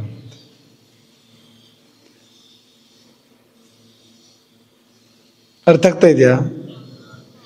ಇವತ್ತೇ ಪಾಠಕ್ಕೆ ಬಂದವರಿಗೆ ಒಂದು ಸ್ವಲ್ಪ ಕ್ಲಿಷ್ಟ ಆಗ್ಬೋದು, ಈ ವಿಷಯ ಗೊತ್ತಾಗದೇ ಇರ್ಬೋದು. ಮುಂದೆ ನಿಮ್ಗೆ ಅದನ್ನ ವಾಪಸ್ ನೀವು ಕೇಳಿ ತಿಳಿಸ್ಕೊಡ್ತೀನಿ ನಿಮ್ಗೆ ಅದನ್ನ. ಅಥವಾ ಹಳೆ ಪಾಠ ನೋಡಿ, ಷಡ್ವರ್ಗದ ಪಾಠ ಇದೆ ಹಿಂದೆ, ಯೂಟ್ಯೂಬಲ್ಲಿ ಇದೆ ಅದು, ಆ ಪಾಠ ನೋಡಿ, ಅದ್ರಲ್ಲಿ ಗೊತ್ತಾಗತ್ತೆ ನಿಮಗೆ. ಹಾಗಾಗಿ ಗ್ರಹದ, ಈಗ ಉದಾಹರಣೆಗೆ ಗುರುದಶೆ ಅಂತಲೇ ಅನ್ಕೊಳ್ಳೋಣ. ಗುರು ಇಲ್ಲ ಅಲ್ಲೇನು, ಗುರುವಿನ ಮಿತ್ರನೂ ಇಲ್ಲ, ಶುಭ ಗ್ರಹಗಳು ಬೇರೆ ಯಾವುದೂ ಇಲ್ಲ. ಆದರೆ ಧನು ರಾಶಿಯಲ್ಲಿ ಶುರುವಾಗಿದೆ ಆ ದಶೆ, ಅಂದ್ರೆ ಧನುರ್ ಲಗ್ನದಲ್ಲಿ ಶುರುವಾಗಿದೆ, ಮೀನ ಲಗ್ನದಲ್ಲಿ ಶುರುವಾಗಿದೆ. ಗುರುವಿಂದ ಅಲ್ವಾ ಅದು? ಒಳ್ಳೇದಾಗತ್ತೆ. ಅಥವಾ ಗುರುವಿನ ನವಾಂಶ ಅಲ್ಲಿದೆ, ಧನುವಿನ ನವಾಂಶದಲ್ಲಿ ಗುರುವಿದ್ದಾನೆ, ಆ ಲಗ್ನದಲ್ಲೇ ಇದು ಶುರುವಾಯಿತು, ದಶೆ ಶುರುವಾಯಿತು, ಒಳ್ಳೇದಾಗತ್ತೆ. ಷಡ್ವರ್ಗ ತುಂಬಾ ಮುಖ್ಯ. ಷಡ್ವರ್ಗ ನೀವು ಚೆನ್ನಾಗಿ ನೆನ್ಪಿಟ್ಕೊಳ್ಬೇಕು ಯಾವಾಗಲೂ. 1 ಪಾಲು, 2 ಪಾಲು, 3 ಪಾಲು, ಇಷ್ಟು ಪಾಲುಗಳನ್ನು ಮಾಡಿದಾಗ ಯಾರ್ಯಾರಿಗೆ ಅದರ ಓನರ್ಶಿಪ್ ಅಂತ, ಯಾರ್ಯಾರಿಗೆ ಅದರ ಒಡೆತನ ಬಂತು ಅಂತ ನೋಡ್ಕೋಬೇಕು ಅಂತ, ಅವರದ್ದದು ಅಂತ, ಆ ಪಾಲು ಅವರದ್ದು ಅಂತ, ಆ ಥರ ಹೋಗುವಂಥದ್ದು ಅಂತ. ಹಾಗಾಗಿ ಇದು ಆ ದಶಾರಂಭ ಲಗ್ನದಲ್ಲಿ ಬಂದರೂ ಕೂಡ ಒಳ್ಳೇದಾಗತ್ತೆ ಅಂತ. ಇನ್ನು ಲಗ್ನ ಆಯ್ತು, ದಶಾನಾಥ ಅಂದ್ರೆ ಯಾರ ದಶೆಯೋ ಅವನು ಆ ಲಗ್ನದಿಂದ ಉಪಚಯ ಸ್ಥಾನದಲ್ಲಿ ಇರಬೇಕು. ಉಪಚಯ ಸ್ಥಾನ ಅಂದ್ರೆ 3ನೇ ಮನೆಯಲ್ಲಿ ಇರಬೇಕು, 6ನೇ ಮನೆಯಲ್ಲಿ ಇರಬೇಕು, 10ನೇ ಮನೆಯಲ್ಲಿ ಇರಬೇಕು, ಅಥವಾ 11ನೇ ಮನೆಯಲ್ಲಿ ಇರಬೇಕು, ಆದ್ರೂ ಒಳ್ಳೇದಾಗತ್ತೆ. ಎಷ್ಟೆಲ್ಲ ಆಪ್ಷನ್ ಇದೆ ನೋಡಿ. ಗುರುದಶೆ, ಉದಾಹರಣೆಗೆ ಗುರುದಶೆ ಅದು ಧನುರ್ ಲಗ್ನದಲ್ಲಿ ಪ್ರಾರಂಭ ಆಗಿದೆ. ಧನು ಲಗ್ನ ಅಲ್ಲ, ಬೇರೆ ಲಗ್ನ ತಗೊಳ್ಳಿ ನೀವು ಬೇಕಾದ್ರೆ. ಉದಾಹರಣೆಗೆ ಕುಂಭ ಲಗ್ನದಲ್ಲಿ ಪ್ರಾರಂಭ ಆಗಿದೆ ಗುರುದಶೆ. ಕುಂಭ, ಮೀನ, ಮೇಷದಲ್ಲಿ ಗುರು ಇದ್ದಾನೆ, ಒಳ್ಳೇದಾಗತ್ತೆ. ಯಾಕಂದ್ರೆ ಉಪಚಯ ಸ್ಥಾನ ಅಂತ ಕರೀತಾರೆ ಅದನ್ನ ಅಂತ, ಅದು ಬೆಳವಣಿಗೆ ಸ್ಥಾನ ಅದು ಅಂತ. ಈ ವಿಷಯಕ್ಕೆ ಮಾತ್ರ, ಎಲ್ಲ ಕಡೆ ಅಪ್ಲೈ ಮಾಡಬೇಡಿ ಅದನ್ನ, ಈ ವಿಷಯಕ್ಕೆ ಮಾತ್ರ ಇದು ಉಪಚಯ ಸ್ಥಾನ. ಇನ್ನೊಂದು 6, ಕುಂಭ ಲಗ್ನದಲ್ಲಿ ಪ್ರಾರಂಭ ಆಯಿತು ದಶೆ, ಕರ್ಕದಲ್ಲಿದ್ದಾನೆ ಗುರು, ಒಳ್ಳೇದಾಗತ್ತೆ. ಇನ್ನು 10ರಲ್ಲಿ ಕುಂಭ ಲಗ್ನ ಅಂತಂದ್ರೆ ವೃಶ್ಚಿಕದಲ್ಲಿ ಗುರು ಇದ್ದಾನೆ, ಒಳ್ಳೇದಾಗತ್ತೆ.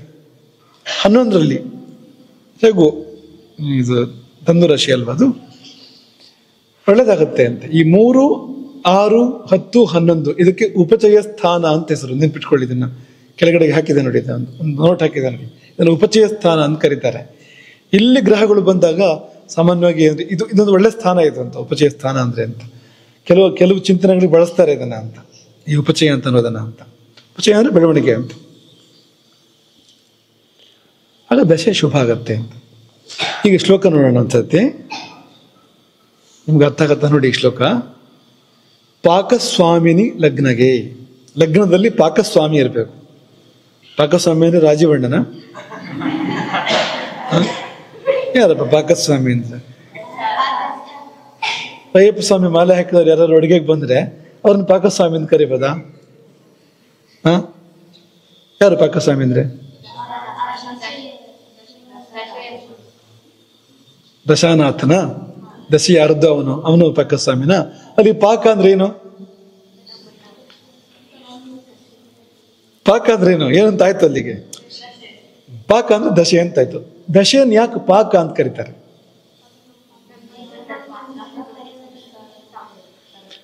ನಿಮ್ಮನ್ನು ಹುರಿದು ತುರಿದು ಕರೆದು ಮಾಡ್ತಾನೆ ಅವನು ಅಂತಲ್ಲ, ಒಳ್ಳೇದು ಮಾಡ್ತಾನಲ್ಲ, ಮತ್ತೆ ಪಾಕ ಅಂತ ಯಾಕೆ ಕರೀತಾರೆ?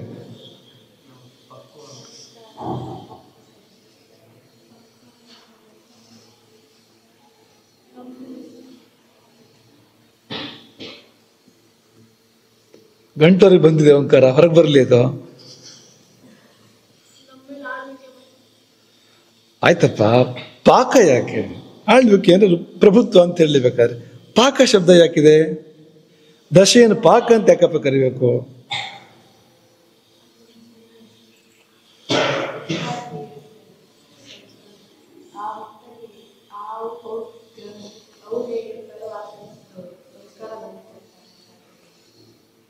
ಪಾಕ ಅಂತ ಆಗ್ಬೇಕಲ್ಲ ಅದು.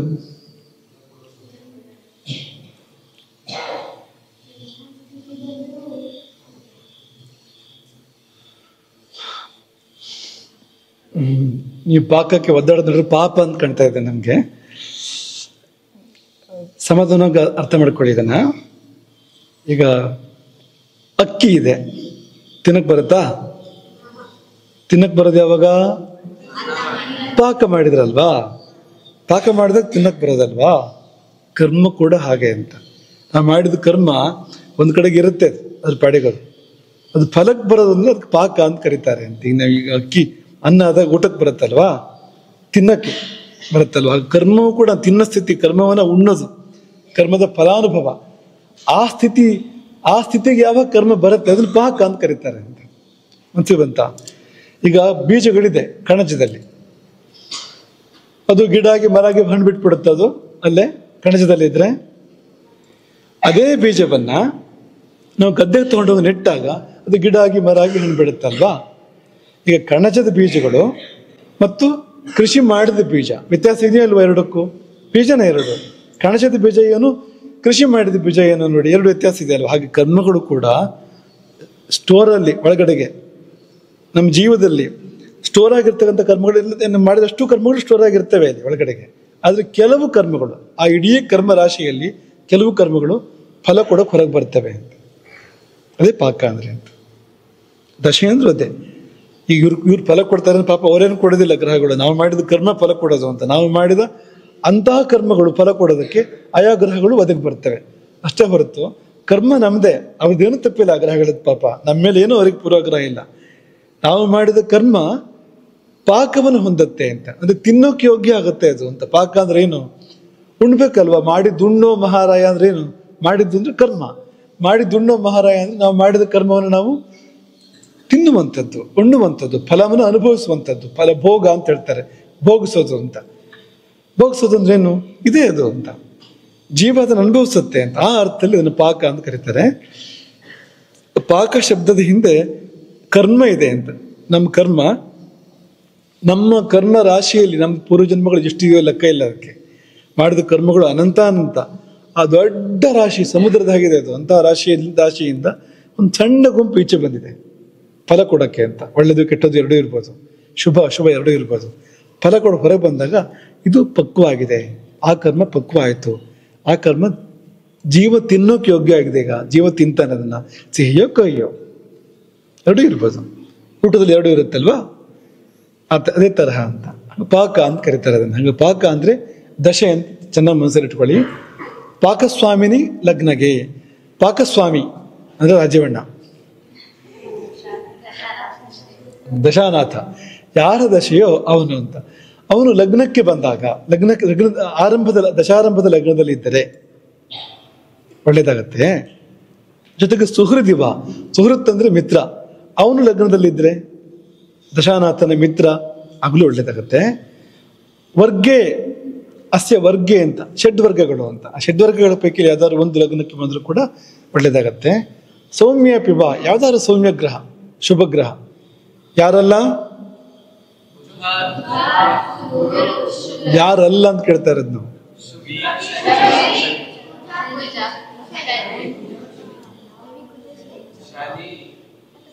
ಯಾರೋ ಶನಿ ಕುಜ ಶನಿ ಅಂತ ಹೇಳಿದ್ರು. ನಾವು ನಮ್ಮ ಚಿಕ್ಕ ವಯಸ್ಸಲ್ಲಿ ಇಲ್ಲಿಂದ ಗೋಕರ್ಣ ಬಕ್ಕೆ ಕೊಡ್ಲು ಗೋಕರ್ಣ ಅಂತ ಒಂದು ಬಸ್ ಇತ್ತು ಅಂತ. ಗೋಕರ್ಣ ಚಿರ್ಸಿ ಗೋಕರ್ಣ ಆ ಥರ ಆಯ್ತದೆ ಈಗ ಅಂತ. ಯಾರು ಇರಬಾರ್ದು ಹೇಳಿ?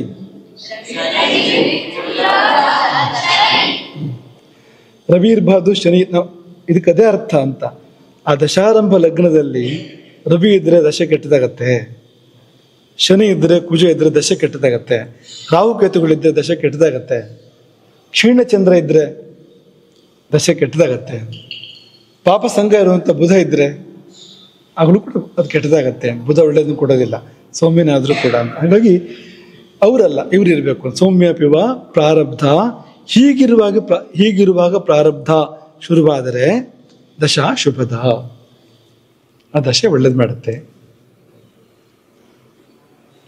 ತ್ರಿದಶ ಷಡ್ ಲಾಭೇ ಶುಭ ಪಾಕಪೇ. ಪಾಕಪ ಅಂದ್ರೆ ಯಾರು? ದಶಾನಾಥ, ಪಾಕಪತಿ, ಪಾಕಪ ಅಂತ ಕರೀತಾರೆ. ಹೀಗೆಲ್ಲ ಹೇಳ್ರಿ ಯಾರ್ಯಾರು ಏನೇನೋ ಗೊತ್ತಾಗೋದಿಲ್ಲ. ಹೋಗಿ ಬೇರೆಯವ್ರ ಮುಂದೆ ಯಾರ ಮುಂದಾದ್ರೂ ಹೋಗಿ ನಿಮ್ ಪರಸ್ಪರ ಮಾತಾಡ್ಕೋಬೇಕಾದ್ರೆ ಪಾಕಪ್ಪ ಯಾರು ಅಂತ ಕೇಳಿದ್ರೆ ಏನೂ ಗೊತ್ತಾಗಲ್ಲ. ಯಾವ ಪಾಕಪ್ಪ ಅಂತ.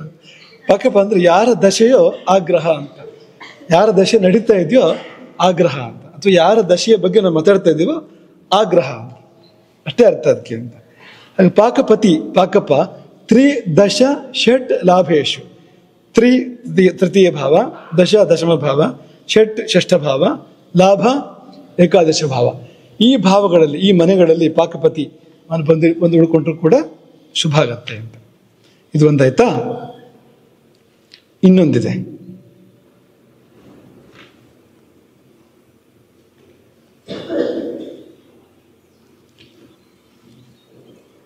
ಚಂದ್ರ ಎಲ್ಲಿದ್ದಾಗ ಅಂತ, ತುಂಬಾ ಮುಖ್ಯ ಅದಂತ. ಚಂದ್ರ ಎಲ್ಲಿದ್ದಾಗ, ದಶೆ ಪ್ರಾರಂಭ ಆಗುವ ಆ ಸಮಯ ಇದೆಯಲ್ಲ, ಚಂದ್ರ ಎಲ್ಲಿದ್ದಾಗ ತುಂಬಾ ಮುಖ್ಯ ಆಗುತ್ತೆ. ಏನೇನೋ ಫಲಗಳನ್ನು ಕೊಟ್ಬಿಡ್ತಾನೆ ಚಂದ್ರ ಅಂತ. ಉದಾಹರಣೆಗೆ ದಶೆ ಪ್ರಾರಂಭ ಆಗುವಾಗ ಚಂದ್ರ ಕರ್ಕದಲ್ಲಿದ್ರೆ ಒಳ್ಳೇದಾಗುತ್ತೆ ಅಂತ, ಆ ದಶೆ ತುಂಬಾ ಶುಭವನ್ನು ಮಾಡುತ್ತೆ ಅಂತ. ದಶೆ ಪ್ರಾರಂಭ ಆಗುವಾಗ ಚಂದ್ರ ಕನ್ಯಾ ಮಿಥುನದಲ್ಲಿದ್ರೆ ಒಳ್ಳೇದಾಗತ್ತೆ ಅಂತ. ದಶೆ ಪ್ರಾರಂಭ ಆಗುವಾಗ ಚಂದ್ರ ಶುಕ್ರ ಕ್ಷೇತ್ರದಲ್ಲಿದ್ರೆ ಆದ್ರೂ ಒಳ್ಳೇದಾಗತ್ತೆ ಅಂತ. ಗುರು ಕ್ಷೇತ್ರದಿದ್ರು ಕೂಡ ಒಳ್ಳೇದಾಗತ್ತೆ ಅಂತ. ಅದೇ ಶನಿ ಕ್ಷೇತ್ರದಲ್ಲಿದ್ರೆ ಚಂದ್ರ ಕುಜ ಕ್ಷೇತ್ರದಲ್ಲಿದ್ರೆ ತೊಂದರೆ ಆಗತ್ತೆ ಅಂತ. ಸಿಂಹದಲ್ಲಿದ್ರೆ ರವಿ ಕ್ಷೇತ್ರದಲ್ಲಿದ್ರು ಕೂಡ ತೊಂದರೆ ಅಂತಲ್ಲ, ಹಾಗೂ ಹೀಗೂ ಮಧ್ಯೆ ಇದೆ ಅದು ಅಂತ. ಏನು ಫಲಗಳಿದೆ ನೋಡಿ, ಫಲ ಸ್ವಲ್ಪ ಗಾಬರಿ ಆಗೋ ಥರನೂ ಇದೆ ಅಂತ. ದಶೆ ಪ್ರಾರಂಭ ಆಗುವಾಗ ಚಂದ್ರ ಕರ್ಕದಲ್ಲಿದ್ರೆ ಆ ದಶೆಯಲ್ಲಿ ಸೌಖ್ಯ, ಅರ್ಥ, ಮಾನ ಈ ಮೂರು ಪ್ರಾಪ್ತಿ ಆಗುತ್ತೆ. ಸೌಖ್ಯ ಸುಖ, ಅರ್ಥ ಸಂಪತ್ತು, ಮಾನ ಗೌರವ, ಈ ಮೂರು ಪ್ರಾಪ್ತಿ ಆಗುತ್ತೆ. ಯಾವಾಗ? ಚಂದ್ರ ಕರ್ಕದಲ್ಲಿದ್ದಾಗ ದಶೆ ಪ್ರಾರಂಭ ಆದರೆ ಅಂತ. ಅದೇ ಚಂದ್ರ ಮೇಷ ಮತ್ತು ವೃಶ್ಚಿಕದಲ್ಲಿದ್ದಾಗ ದಶೆ ಪ್ರಾರಂಭ ಆದರೆ ತುಂಬಾ ದೋಷಕರವಾಗಿರುವಂಥದ್ದು. ಯಾವ್ದಾದ್ರು ಸ್ತ್ರೀಯ ಚಾರಿತ್ರ್ಯಕ್ಕೆ ಅವನು ನೆರವಾಗ್ತಾನ ಅವನು ಅಂತ. ಆ ದಶೆ ಕಾಲದಲ್ಲಿ ಯಾವ್ದಾದ್ರು ಸ್ತ್ರೀಯ ಚಾರಿತ್ರ್ಯ ಹರಣ ಇವನ ಕಡೆಯಿಂದ ಆಗ್ಬೋದು, ಅಥವಾ ಸ್ತ್ರೀ ಆದ್ರೆ ಪುರುಷನಿಗಾಗ್ಬೋದು, ಅವಕಾಶ ಇದೆ. ಅದು ಚಾರಿತ್ರ್ಯ ಪತನಕ್ಕೆ ಕಾರಣರಾಗ್ತಾರೆ ಅವರು ಅಂತ. ಇನ್ನೊಬ್ಬರ ಚಾರಿತ್ರ್ಯ ಪತನಕ್ಕೆ ಕಾರಣರಾಗ್ತಕ್ಕಂಥ, ಪಾಪ ಕಟ್ಕೊಳ್ತಕ್ಕಂಥ ಸಂದರ್ಭ ಬರ್ಬೋದು. ಯಾಕೆಂದ್ರೆ ಕುಜನ ಸ್ವಭಾವ ಅದು. ಪರಕಾಮಿನಿ ರತಿ ಅನ್ನೋದು ಕುಜನ ಸ್ವಭಾವ, ಪರಸ್ತ್ರೀಷ್ಟತ ಕುಜನ ಸ್ವಭಾವ. ಹಾಗಾಗಿ ಮೇಷ ವೃಶ್ಚಿಕದಲ್ಲಿ ಚಂದ್ರ ಇದ್ದಾಗ ದಶೆ ಪ್ರಾರಂಭ ಆಯಿತು ಅಂದ್ರೆ ನಾವು ತುಂಬಾ ಹುಷಾರಾಗಿರ್ಬೇಕು. ಚಾರಿತ್ರ್ಯಕ್ಕೆ ತೊಂದರೆ ಬರ್ಬೋದು ಆ ಸಮಯದಲ್ಲಿ. ಇನ್ನು ಕನ್ಯಾ ಮಿಥುನದಲ್ಲಿ, ಮಿಥುನ ಕನ್ಯಾ ಬುಧ ಕ್ಷೇತ್ರ, ಇಲ್ಲಿ ಚಂದ್ರ ಇದ್ದಾಗ ದಶೆ ಪ್ರಾರಂಭ ಆದರೆ ವಿದ್ಯೆ ಸಿಗತ್ತೆ, ಮಿತ್ರರು ಸಿಗ್ತಾರೆ, ಸಂಪತ್ತು ಪ್ರಾಪ್ತಿ ಆಗತ್ತೆ. ವಿದ್ಯೆ, ಮಿತ್ರರು, ವಿತ್ತ ಅಂತ ಇದೆಲ್ಲ ಬುಧನ ಕಾರಕತ್ವ ಇರ್ತಕ್ಕಂಥದ್ದು. ಸಾಮಾನ್ಯವಾಗಿ ಅದನ್ನೆಲ್ಲ ಕೊಡ್ತಾನ ಅವನು ಅಂತ. ಆ ದಶೆ ಯಾರ ದಶೆ ಆಗಿರಲಿ, ರಾಹು ದಶೆ ಆಗಲಿ, ಕೇತು ದಶೆ ಆಗಲಿ, ಅಥವಾ ಶನಿ ದಶೆ ಆಗಲಿ, ಅವ್ರು ಏನೇ ಆಗಿರಲಿ, ಆ ಗ್ರಹಗಳು ಜಾತಕದಲ್ಲಿ ಹೇಗೆ ಇರಲಿ, ಚಂದ್ರ ಇಲ್ಲಿ ಇದ್ದಿದ್ರಿಂದ ಆ ಫಲಗಳು ಬರುತ್ತವೆ ಅಂತ. ಇದನ್ನ ಯಾರೂ ನೋಡೋದಿಲ್ಲ, ಯಾರ್ಯಾರು ನೋಡೋದಿಲ್ಲ ಇದನ್ನ ಅಂತ. ನಮ್ಮ ಇಷ್ಟು ವರ್ಷಗಳ ಅನುಭವದಲ್ಲಿ ದೈವಜ್ಞರು ಇದನ್ನು ನೋಡಿದ್ದು ನಾವು ನೋಡಿಲ್ಲ ಅಂತ. ಯಾರಾದ್ರೂ ಒಬ್ಬ ದೈವಜ್ಞ ಇದನ್ನು ನೋಡಿದ್ದು ನಾವು ನೋಡಿಲ್ಲ ಅಂತ, ನೋಡೋದೇ ಇಲ್ಲ ಅಂತ. ಇಷ್ಟು ವಿಷಯಗಳಿದೆ ಅಲ್ಲಿ. ಮತ್ತೆ ಇಂಥದ್ದು ಮಹತ್ವದ ವಿಷಯಗಳು ಕೂಡ ಇದೆ ಅಂತ. ದೊಡ್ಡ ತೊಂದರೆ ವಿಷಯಗಳು ಇದೆ, ಅನುಕೂಲದ ವಿಷಯಗಳು ಕೂಡ ಇದೆ ಅಂತ. ಎಲ್ಲ ಬೃಹತ್ ಜಾತಕ ಇದು. ಅಂದ್ರೆ ತುಂಬಾ ಪ್ರಾಮಾಣಿಕವಾಗಿರ್ತಕ್ಕಂಥ ವಿಷಯಗಳು ಇವೆಲ್ಲವೂ ಕೂಡ ಅಂತ. ಸಿಂಹದಲ್ಲಿದ್ರೆ, ರವಿ ಕ್ಷೇತ್ರದಲ್ಲಿ ಚಂದ್ರ ಇದ್ರೆ, ದುರ್ಗ ಅರಣ್ಯ ಮಾರ್ಗ, ದುರ್ಗ ಅಂದ್ರೆ ಕೋಟೆ ಅಥವಾ ದುರ್ಗಮವಾದ ಪ್ರದೇಶ ಅಂತ, ಅಲ್ಲಿ ಓಡಾಡುವಂಥದ್ದು ಅಂತ. ದುರ್ಗದ ಸಾಮಾನ್ಯ ಅರ್ಥ ಕೋಟೆ ಅಂತ. ಶಬ್ದ ವ್ಯುತ್ಪತ್ತಿ ತಗೊಂಡ್ರೆ ಕಷ್ಟ ಹೋಗೋದಲ್ಲಿಗೆ ಅಂತ. ಅಂಥ ಜಾಗದಲ್ಲಿ ಓಡಾಟ ಕೊಡ್ತಾನವನು. ಅರಣ್ಯ, ಕಾಡಲ್ಲಿ ಓಡಾಟ. ಇನ್ನು ಮಾರ್ಗ ಅಂತ ಅವತ್ತು ಹೇಳಿದ್ವಲ್ಲ, ಅಡ್ರೆಸ್ ಹೇಳಿ ಅಂದ್ರೆ ಕೇರ್ ಆಫ್ ನ್ಯಾಷನಲ್ ಹೈವೇ ಅಂತ ಹೇಳಿದಂತ ಅವನು ಯಾರು ಅಂತ. ಅವ್ನು ಯಾವಾಗಲೂ ಓಡಾಡ್ತಾನೆ ಇರ್ತಾನೆ. ಹೆಚ್ಚು ಇರೋ ಜಾಗ ಆ ಅಡ್ರೆಸ್ ಕೊಡಿ ಅಂತ ಕೇಳಿದ್ರಂತೆ ಪಾಪ ಅವ್ರು. ನೀವು ಅಲ್ಲಿ ಓಡಾಟ ಮಾಡ್ತಾ ಇರ್ತೀನಿ ಅಂತ ಹೇಳಿದಂತೆ ಅವನು. ಆದ್ರೂ ಕೇಳಿದ್ರೆ ಜಾಸ್ತಿ ಎಲ್ಲಿರ್ತೀರೋ ಆ ಅಡ್ರೆಸ್ ಕೊಡಿ ಅಂತ. ಅಡ್ರೆಸ್ ಬರೀಬೇಕು, ಕೇರ್ ಆಫ್ ನ್ಯಾಷನಲ್ ಹೈವೇ ಅಂತ. ಅತಿ ಹೆಚ್ಚಿರೋದು ಅಲ್ಲೇ ಅಂತ, ಪ್ರಯಾಣವೇ ಜಾಸ್ತಿ ಅಂತ ಅನ್ನೋದಕ್ಕೆ ಅಂತ. ಆ ಥರ ತುಂಬ ಓಡಾಟ ಕೊಡ್ತಾನೆ ಅಂತೆ. ಚಂದ್ರ ಸಿಂಹದಲ್ಲಿದ್ದಾಗ ಯಾವ್ದಾದ್ರು ದಶೆ, ಯಾವ ದಶೆ ಆದರೂ ಕೂಡ, ಬುಧ ಗುರು ಶುಕ್ರ ಶನಿ ರಾಹು ಕೇತು ಸಂಬಂಧವೇ ಇಲ್ಲ, ಅವರು ಎಲ್ಲೇ ಇರಲಿ ಬೇಕಾದ್ರೆ ಅವರು. ಆದರೆ ಚಂದ್ರ ಸಿಂಹದಲ್ಲಿದ್ದರೆ ಆ ದಶೆ ಪ್ರಾರಂಭ ಆಗುವಾಗ ತಿರುಗಾಟ ಆಗತ್ತೆ ತುಂಬ ಅಂತ. ಆಮೇಲೆ ಕೃಷಿ, ಚಂದ್ರನಿಗೆ ಕೃಷಿ ಕಾರಕತ್ವ ಇದೆ, ಕೃಷಿ ಕೊಡ್ತಾನೆ ಅವನು ಅಂತ, ಕೃಷಿ ಯೋಗ ಕೂಡ ಬರ್ಬೋದು ಅಂತ. ಇನ್ನು ತುಲಾ ಮತ್ತು ವೃಷಭ, ಇಲ್ಲಿ ಚಂದ್ರ ಇದ್ದಾಗ ದಶೆ ಪ್ರಾರಂಭ ಆದರೆ ಅನ್ನದ ಹೊಟ್ಟೆ ತಂಪಾಗಿರುತ್ತೆ, ಬೇರೆ ಏನು ತೊಂದರೆ ಏನು ಬೇರೆ ಯಾವ ತೊಂದರೆ ಇದ್ರೂ ಇಲ್ಲದೆ ಇದ್ರು ಹೊಟ್ಟೆಗೇನು ಕಡಿಮೆ ಆಗೋದಿಲ್ಲ ಆ ಸಮಯದಲ್ಲಿ. ಅನ್ನ ಕೊಡುವ ದಶೆ ಆಗುತ್ತೆ ಅದು. ಅನ್ನದ ಅಂತಂದ್ರೆ ಆ ದಶೆ ನಮಗೆ ಅನ್ನವನ್ನು ಕೊಡುತ್ತೆ ಅಂತ. ಇನ್ನು ಶನಿ ಕ್ಷೇತ್ರದಲ್ಲಿದ್ರೆ ಕುಸ್ತ್ರೀ ಪ್ರಾಪ್ತಿ. ಕುಸ್ತ್ರೀ ಅಂದ್ರೆ ಯಾರು? ಈ ಸ್ತ್ರೀ ತಂಗಿ ಅಂತ ಕೇಳ್ಬೇಡಿ ನೀವು, ಕೆಟ್ಟ ಹೆಣ್ಣು ಅಂತ ಅರ್ಥ ಇದೆ ಅದಕ್ಕೆ. ಕುಸ್ತ್ರೀ ಅಂದ್ರೆ ಒಳ್ಳೆಯವಳಲ್ಲ, ಉಪಾದೇಯಳಲ್ಲ, ತಗೊಳಕ್ ಯೋಗ್ಯಳಲ್ಲ ಅಂತ ಹೆಣ್ಣು ಪ್ರಾಪ್ತಿ ಆಗತ್ತೆ, ಹುಡ್ಕೊಂಡು ಬರುತ್ತೆ. ಅದೇ ಇವನು ಹುಡ್ಕೊಂಡು ಹೋಗೋದು ಬೇಡ, ಅದೇ ಒಂದು ಗಂಟು ಬಿಡೋ ಥರ ಆಗ್ಬೋದು ಅಂತ ಅವಕಾಶ ಇದೆ ಅಂತ. ಹಾಗಾಗಿ ಚಂದ್ರ ಮಕರ ಕುಂಭ ರಾಶಿಗಳಲ್ಲಿ ಆರಂಭ ಆದ ದಶೆ, ಅವ್ರು ಈ ವಿಷಯದಲ್ಲಿ ಎಚ್ಚರಿಕೆ ವಹಿಸ್ಬೇಕು. ಆ ದಶೆಯವರು ದಶೆ ಯಾವ್ದು ಬೇಕಾದ್ರೂ ಇರ್ಬೋದು, ಆ ಗ್ರಹ ಎಷ್ಟು ಚೆನ್ನಾಗೂ ಇರ್ಬೋದು, ಎಷ್ಟು ಹಾಳು ಇರ್ಬೋದು, ಅದು ಈ ಫಲ ಹೊಂದಿದೆ ಅಂತ ಏನಿದ್ರು ಅಂತ. ಗುರುಕ್ಷೇತ್ರದಲ್ಲಿದ್ರೆ ಧನು ಮತ್ತು ಮೀನ ರಾಶಿಗಳ ಚಂದ್ರ ಇದ್ದಾಗ ಒಂದು ದಶೆ ಪ್ರಾರಂಭ ಆಯಿತು ಅಂದ್ರೆ ಮಾನ ಪ್ರಾಪ್ತಿ, ಅರ್ಥ ಪ್ರಾಪ್ತಿ, ಸೌಖ್ಯ ಪ್ರಾಪ್ತಿ. ಈ ಶಬ್ದ ಕೇಳಿದ್ರೆ ಮೊದಲು? ಯಾವಾಗ ಕೇಳಿದ್ರಿ? ಚಂದ್ರ ಕರ್ಕದಲ್ಲಿದ್ದಾಗ ದಶೆ ಪ್ರಾರಂಭ ಆದ್ರೆ ಏನ್ ಫಲ?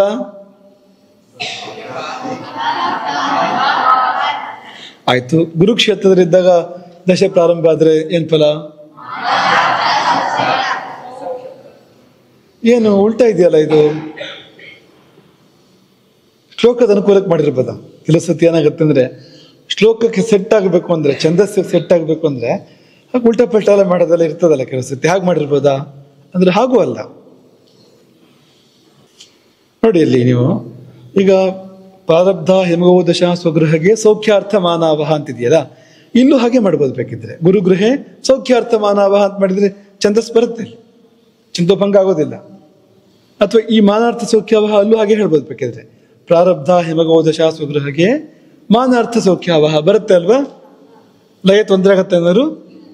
ಮತ್ತೆ ಯಾಕೆ ಅಲ್ಲಿ ಹಾಗೆ ಹೇಳಿದ್ರು ಇಲ್ಲಿ ಹೇಗೆ ಹೇಳಿದ್ರು?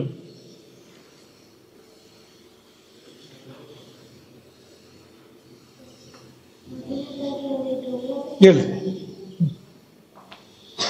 ಗಟ್ಟಿ ಹೇಳು.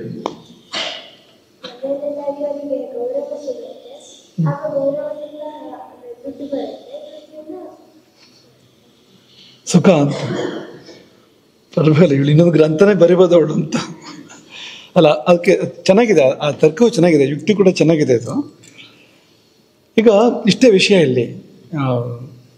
ಕರ್ಕದಲ್ಲಿದ್ದಾಗಲೂ, ಕರ್ಕದಲ್ಲಿ ಚಂದ್ರ ಇದ್ದಾಗ ಪ್ರಾರಂಭ ಆದ್ರೂ ಇದೇ ಫಲ ಇದೆ, ಧನುವಿಂದ ಚಂದ್ರ ಇದ್ದಾಗಲೂ ಇದೇ ಫಲ ಇದೆ. ಆದರೆ ಕರ್ಕದಲ್ಲಿದ್ದಾಗ ಮಾನಕ್ಕೆ ಹೆಚ್ಚು ಮಹತ್ವ, ಸೌಖ್ಯಕ್ಕೆ ಹೆಚ್ಚು ಮಹತ್ವ. ಅಂದ್ರೆ ಸೌಖ್ಯಕ್ಕೆ ಹೆಚ್ಚು ಮಹತ್ವ, ಅರ್ಥಕ್ಕೆ ಅದ ನಂತರ, ಮಾನಕ್ಕೆ ಅದರ ನಂತರ ಅಂತ. ಅದೇ ಗುರುಕ್ಷೇತ್ರ ಧನುವಿಂದ ಚಂದ್ರ ಇದ್ದಾಗ ಪ್ರಾರಂಭ ಆದ್ರೆ ಉಲ್ಟಾಗತ್ತೆ ಅದಂತ. ಮಾನಕ್ಕೆ ಹೆಚ್ಚು ಮಹತ್ವ, ಅರ್ಥಕ್ಕೆ ಅದ್ರ ನಂತರ, ಸೌಖ್ಯಕ್ಕೆ ಅದ್ರ ನಂತರ ಅಂತ. ಮಾನ ಪ್ರಾಪ್ತಿಗೆ ಜಾಸ್ತಿ ಅವಕಾಶ ಗುರುವಿನ ದಶೆಯಲ್ಲಿ ಅಂತ. ಗುರುವಿನ ದಶೆಯಲ್ಲಿ ಗೌರವಕ್ಕೆ ಜಾಸ್ತಿ ಅವಕಾಶ ಇದೆ, ಚಂದ್ರನ ದಶೆಯಲ್ಲಿ ಸೌಖ್ಯಕ್ಕೆ ಜಾಸ್ತಿ ಅವಕಾಶ ಇದೆ. ಅರ್ಥ ಅನ್ನೋದು ಎರಡು ಕೂಡ ಮಧ್ಯ ಬಂತಲ್ವ, ಎರಡು ಕಡೆ ಸಮಾನ, ಅದು ಮಧ್ಯಮ, ಅದು ಎರಡು ಕಡೆಗೆ. ಆದರೆ ಗುರುಕ್ಷೇತ್ರದ ಚಂದ್ರ ಇದ್ದಾಗ ಪ್ರಾರಂಭ ಆದರೆ ಗೌರವ ಜಾಸ್ತಿ ಬರುತ್ತೆ, ಚಂದ್ರಕ್ಷೇತ್ರದಲ್ಲಿದ್ದಾಗ ಪ್ರಾರಂಭ ಆದರೆ ಸುಖ ಜಾಸ್ತಿ ಸಿಗತ್ತೆ ಅಂತ. ಆ ಕಾರಣ ಅಂತ. ಆದರೆ ಈ ಧ್ವನಿ ಕೊಟ್ಟ ವಿವರಣೆ ನಾವು ಅದನ್ನ ಯೋಚನೆ ಮಾಡೋ ಥರ ಇದೆ ಅಂತ. ಈ ಅನುಕ್ರಮ ಇದೆಯಲ್ಲ, ಅದನ್ನ ಯೋಚನೆ ಮಾಡ್ಬೋದು ಅಂತ. ಮಾನದ ಕಾರಣಕ್ಕಾಗಿ ಸಂಪತ್ತು, ಸಂಪತ್ತಿನ ಕಾರಣಕ್ಕಾಗಿ ಸೌಖ್ಯ ಅಂತ. ಗುರುವಿಗೆ ಆ ಥರದ ಫಲ ಇದೆ, ಮಾಹಾತ್ಮ್ಯ ಅಂತ ಹೇಳಿದಾರೆ ನೋಡಿ. ಮಾಹಾತ್ಮ್ಯದಿಂದ ಸಂಪತ್ತು ಅಂತ ಗುರುದಶೆಯ ವಿವರಣೆ ಕೊಡ್ಬೇಕಾದ್ರೆ ಬಂದಿದೆ ಅಲ್ವಾ. ಮಾಹಾತ್ಮ್ಯದ ಕಾರಣಕ್ಕೆ ಸಂಪತ್ತು ಅಂತ. ಈ ಗುರು ಸ್ಥಾನದಲ್ಲಿ ಇರ್ತಾರೆ ಅಂತ ಸ್ಥಾನಕ್ಕೆ ಸಂಪತ್ತು ಬರುತ್ತೆ. ಮಹಿಮೆ ಕಾರಣಕ್ಕೆ ಬರುತ್ತೆ ಅಂತ. ಅವ್ರು ದೊಡ್ಡವರು ಅನ್ನೋ ಕಾರಣಕ್ಕೆ ತನ್ನ ಸಮರ್ಪಣೆ ಮಾಡ್ತಾರೆ ಜನಗಳು ಅಂತ. ಹಾಗಾಗಿ ಅದನ್ನ ಚಿಂತನೆ ಮಾಡೋಕೆ ಅವಕಾಶ ಇದೆ. ಅದು ಮುಖ್ಯವಾಗಿ ಈ ರೀತಿ ನೀವು ಅದನ್ನು ತಗೋಬೇಕು. ನೀವು ಅದನ್ನ ಶ್ಲೋಕ ಒಂದ್ಸತಿ ಹೇಳ್ಕೊಳ್ಳಿ.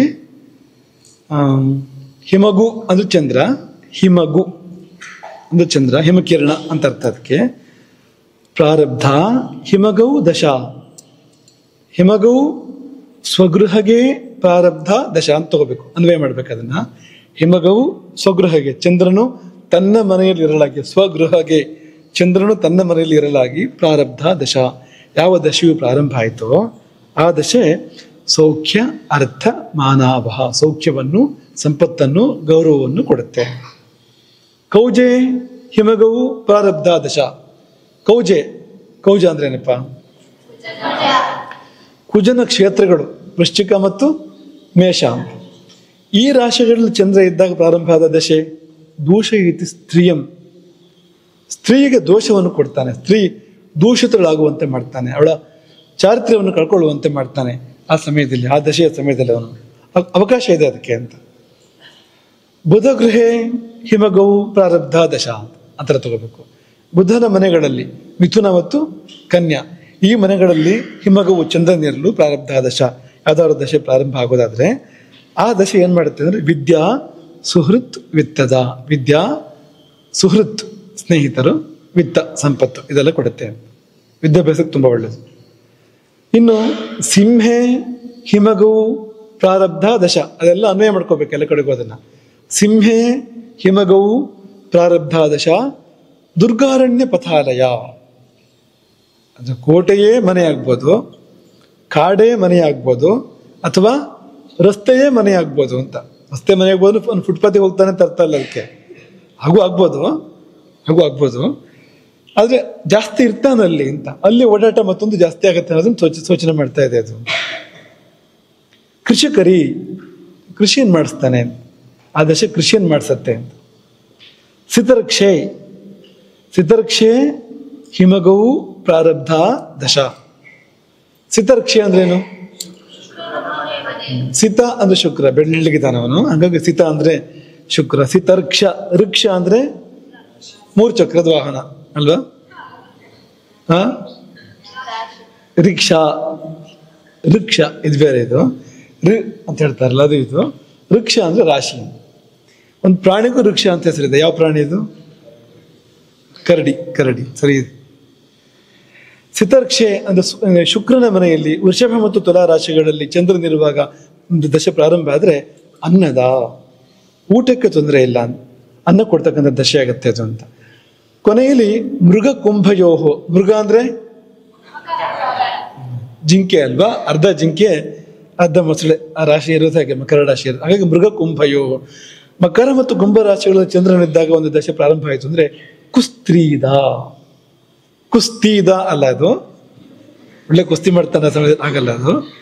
ಕುಸ್ತ್ರೀ ಅಂದ್ರೆ ಒಳ್ಳೆಲ್ಲ ಅಂತ ಹೆಣ್ಣು ಅಂತ, ಅಂತ ಹೆಣ್ಣನ್ನು ತಂದು ಕೊಡುವಂತ ದಶೆ ಆಗತ್ತೆ ಆ ದಶೆ ಅಂತ. ಅದು ಗುರುಗೃಹೆ ಅಂದ್ರೆ ಮಠದಲ್ಲಿ ಅಂತ ಅಲ್ವಾ? ಸೇವಾ ಸೌಧದಲ್ಲಿ ಅಂತ ಗುರುಗೃಹೆ ಅಂದ್ರೆ. ಗುರುವಿನ ಕ್ಷೇತ್ರಗಳು ಯಾವುದದು? ಧನು ಮೀನಗಳಲ್ಲಿ ಚಂದ್ರ ಇದ್ದಾಗ ಆ ಸಮಯದಲ್ಲಿ ಒಂದು ದಶೆ ಪ್ರಾರಂಭ ಆದ್ರೆ ಮಾನ ಅರ್ಥ ಸೌಖ್ಯಾಭ, ತುಂಬ ಗೌರವ, ಸಂಪತ್ತು ಮತ್ತೆ ಸುಖ ಕೂಡ ಅಂತ ಇದೆಲ್ಲವನ್ನು ಕೊಡುತ್ತೆ. ಇನ್ನು ಒಂದೇ ಒಂದು ಸಂಗತಿ ಇದೆ, ಅದನ್ನ ಹೇಳಿ ನಿಲ್ಲಿಸ್ತೀವಿ. ಅದನ್ನ ಇಷ್ಟೊತ್ತಿಗೆ ಮುಗಿಸ್ಬೇಕು ಅನ್ಕೊಂಡಿದ್ದು, ಮೊನ್ನೆ ತರ ಉದ್ದ ಆಗ್ಬಾರ್ದು ಅಂತ. ಒಂದು ಅಂಶ ಬಾಕಿ ಇದೆ, ಈ ಪಾಠಕ್ಕೆ ಸಂಬಂಧಪಟ್ಟಿರೋದು. ಅದನ್ನ ಹೇಳಿ ಪೂರ್ತಿ ಮಾಡ್ತೀವಿ, ತುಂಬಾ ಉದ್ದ ಏನಿಲ್ಲ ಅದು. ಇನ್ನೊಂದು ಪ್ರಶ್ನೆ ಉಳ್ಕೊಳ್ಳುತ್ತೆ. ಆ ಪ್ರಶ್ನೆ ಏನು ಅಂದ್ರೆ, ದಿನ ಬೇರೆ ಬೇರೆ ಫಲ ಬರುತ್ತಲ್ಲ ಯಾಕೆ? ಒಂದು ದಶೆ ನಡೀತಾ ಇರ್ಬೇಕಾದ್ರೆ ಆ ದಶೆ ಒಳ್ಳೇದು ಅಂದ್ರೆ ಯಾವಾಗಲೂ ಒಳ್ಳೇದಾಗ್ಬೇಕಿತ್ತಲ್ಲ. ಆಗಾಗ ಅಂದ್ರೆ ಕೆಲವು ದಿವಸ ಚೆನ್ನಾಗಿರುತ್ತೆ, ಕೆಲವು ದಿವಸ ಚೆನ್ನಾಗಿರೋದಿಲ್ಲ. ಒಂದು ಸತಿ ಆರಾಮಾಗಿರ್ತೀವಿ, ಕೆಲವು ಸತಿ ಆರೋಗ್ಯ ಸರಿ ಇರಲ್ಲ, ಕೆಲವು ಸತಿ ಬೇಜಾರಾಗತ್ತೆ, ಕೆಲವು ಸತಿ ಖುಷಿಯಾಗಿರ್ತೀವಿ. ಈ ಬದಲಾವಣೆಗಳು ಬರುತ್ತಲ್ಲ, ಯಾಕೆ ಬರುತ್ತೆ, ಎಲ್ಲಿಂದ ಬರುತ್ತೆ ಅಂತ ಗೊತ್ತಾದ್ರೆ ನಾವು ಅದನ್ನ ಪರಿಹಾರ ಕಟ್ಕೋಬೋದಾಗಿತ್ತಲ್ವಾ? ಅದಕ್ಕೆ ಯಾಕೆ ಬರುತ್ತೆ ಇದು ಅಂದ್ರೆ ಒಂದು ಉತ್ತರ ನೀವು ಹೇಳಿದ್ದೆ ಅದು ಅಲ್ವಾ? ಒಂದು 20 ವರ್ಷ ಶುಕ್ರ ದಶೆ ಅಂದ್ರೆ, ಅಥವಾ ಒಂದು 7 ವರ್ಷ ಕೇತು ದಶೆ ಅಂತಿದೆ. 7 ವರ್ಷ ಕೇತು ದಶೆ ಅಂದ್ರೆ ಅದನ್ನ 9 ಪಾಲು ಮಾಡಬೇಕು, ಅದಕ್ಕೆ ಅಂತರ್ದಶೆ ಅಂತ ಹೆಸರು. ಆ ಒಂದೊಂದು ಅಂತರ್ದಶೆಯನ್ನು ಮತ್ತೆ 9 ಪಾಲು ಮಾಡಬೇಕು, ಅದಕ್ಕೆ ಪ್ರತ್ಯಂತರ ದಶೆ ಅಂತ ಹೆಸರು.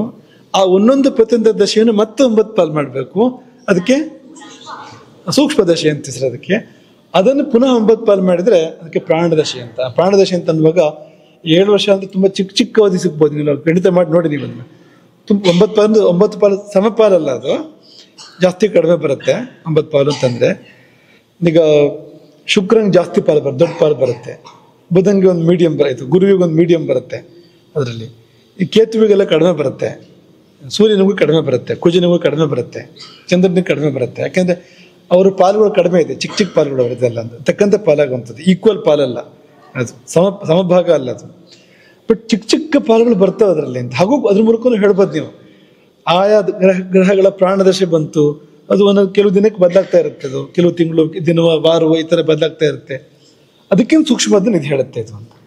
ಏನು ಹೇಳುತ್ತೆ ಅಂದರೆ ತುಂಬ ಇಂಟ್ರೆಸ್ಟಿಂಗ್ ಇದೆ, ತುಂಬ ಸಿಂಪಲ್ ಆಗಿ ಹೇಳ್ತೀನಿ ನಿಮಗೆ ಅದನ್ನ. ಈಗ ನಿಮ್ಮದು ಬುಧ ದೇಶ ನಡೀತಾ ಇದೆ ಅಂತ ಅನ್ಕೊಳ್ಳಿ ನೀವು. ಬುಧ ದೇಶ ನಡೀತಾ ಇದೆ, ಬುಧ ಎಲ್ಲಿದ್ದಾನೆ ಅಂತ ನೋಡಬೇಕು. ಈಗ ಬುಧ ಎಲ್ಲಿದ್ದಾನೆ ಅಂತ ನೋಡ್ಕೋಬೇಕು.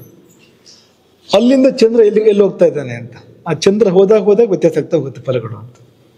ಚಂದ್ರನ ಮೂಮೆಂಟ್ ಇದೆಯಲ್ಲ, ಆ ಮೂಮೆಂಟ್ ಜೊತೆಲಿ ಫಲಗಳು ವ್ಯತ್ಯಾಸ ಆಗ್ತಾ ಹೋಗುತ್ತೆ. ಮನ್ಸಿಗೆ ಬಂತ? ಚಂದ್ರ ಅತ್ಯಂತ ಶೀಘ್ರಗಾಮಿ ಗ್ರಹ ಅಲ್ವಾ? ಒಂದು ರಾಶಿ ದಾಟೋದಕ್ಕೆ ಗುರುವಿಗೆ ಎಷ್ಟು ಸಮಯ ಬೇಕು? ಶನಿಗೆ ಎಷ್ಟು ಬೇಕು? ರಾಹುಕೇತುಗಳಿಗೆ ಎಷ್ಟು ಬೇಕು? 1.5 ವರ್ಷ. ಆಮೇಲೆ ರವಿಗೆ ಒಂದು ತಿಂಗಳು ರವಿಗೆ. ಆಮೇಲೆ ಶುಕ್ರನಿಗೆ, ಬುಧನಿಗೆ, ಚಂದ್ರನಿಗೆ 2.25 ನಕ್ಷತ್ರ. ಅದು 2 ನಕ್ಷತ್ರ, 1 ಪಾದ, 1 ರಾಶಿ ಆಗಿರುತ್ತೆ ಅದಕ್ಕೆ ಅಂತ, ಅಷ್ಟಕ್ಕೆ ಅಂತ. 9 ಪಾದಕ್ಕೆ 1 ರಾಶಿ ಆಗುತ್ತೆ ಅಲ್ವಾ? ಅಷ್ಟೇನೆ 1 2.25 ದಿವಸ, 2 ರಿಂದ 2.5 ದಿವಸದ ಮಧ್ಯದಲ್ಲಿ ಅಂತ ಅನ್ಕೊಡಿ. ಅಷ್ಟರಲ್ಲಿ 1 ರಾಶಿ ದಾಟ್ಬಿಡ್ತಾನೆ ಅವನು ಚಂದ್ರ. ಇವನು ನಮ್ಮ ಜೀವನಕ್ಕೆ ಬೇರೆ ಬೇರೆ ಥರ ಫಲಗಳು ಬರೋ ಥರ ಮಾಡ್ತಾನೆ ಅಂತ. ಆ ಚಂದ್ರ ಚಲಿಸಿದಂತೆ ಫಲಗಳು ಬೇರೆ ಬೇರೆ ಆಗ್ತಾ ಹೋಗುತ್ತೆ ಅಂತ. ಈಗ ಚಂದ್ರ ಮಕರದಲ್ಲಿದ್ದಾನೆ, ಕುಂಭದಲ್ಲಿದ್ದಾನೆ, ಮೀನದಲ್ಲಿದ್ದಾನೆ, ಫಲ ಬೇರೆ ಆಗ್ತಾ ಹೋಗುತ್ತೆ ಅಂತ. ಅದು ಎಲ್ಲರಿಗೂ ಒಂದೇ ಥರ ಅಲ್ಲ, ಅವ್ರವ್ರಿಗೆ ಬೇರೆ ಬೇರೆ. ಹೇಗೆ ಬೇರೆ ಬೇರೆ ಅಂದರೆ, ನಿಮಗೆ ಯಾವ ದಶೆ ನಡೀತಾ ಇದೆ ನೋಡ್ಕೊಳ್ಳಿ ನೀವು ಅದನ್ನ. ಆ ದಶಾಧಿಪತಿ ಎಲ್ಲಿದ್ದಾನೆ, ಈಗ ಎಲ್ಲಿದ್ದಾನೆ ನೋಡ್ಕೊಳ್ಳಿ. ಅಲ್ಲಿಂದ ಚಂದ್ರ ಎಲ್ಲಿದ್ದಾನೆ, ತಕ್ಕಂತೆ ಫಲಗಳು ವ್ಯತ್ಯಾಸ ಆಗುತ್ತೆ ಅಂತ. ಮ್ಯಾಪ್ ತೋರಿಸು ಸುರೇಶ, ಹಾಕಿದ್ಯಾ?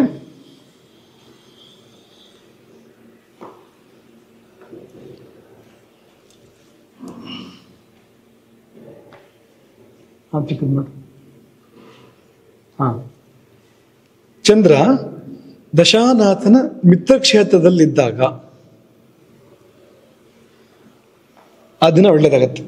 ಆ 2.5 ದಿವಸ ಇದೆಯಲ್ಲ, ಆ ಅವಧಿ ಒಳ್ಳೇದಾಗಂತ ಕಾಲ ಅದು ಅಂತ.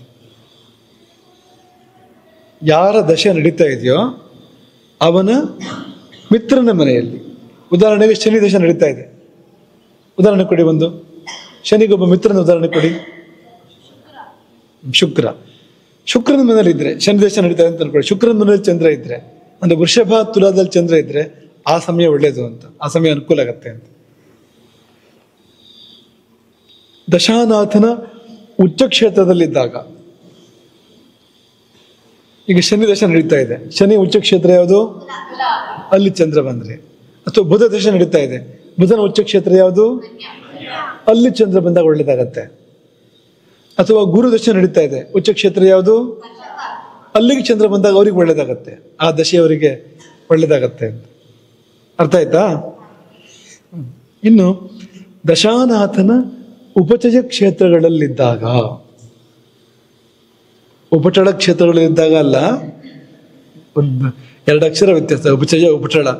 ಇದು ಉಪಚಯ ವೃದ್ಧಿ ಅಂತ. ಉಪಚಯ ಅಂದ್ರೆ ಯಾವುದು?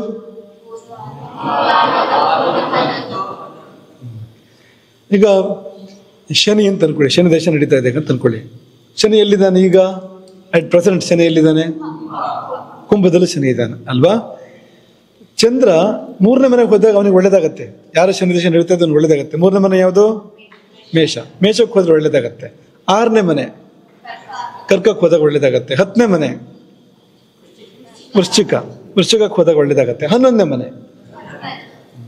ಈ 3, 6, 10, 11ನೇ ಮನೆಗಳಲ್ಲಿ ಚಂದ್ರ ಸಂಚಾರ ಮಾಡ್ತಾ ಇದ್ದಾಗ ಯಾರಿಗೆ ಆ ಶನಿ ದಶ ನಡೀತಾ ಇದೆಯೋ ಅಥವಾ ಆ ದಶ ನಡೀತಾ ಇದೆಯೋ ಅವ್ರಿಗೆ ಒಳ್ಳೇದಾಗತ್ತೆ ಅಂತ.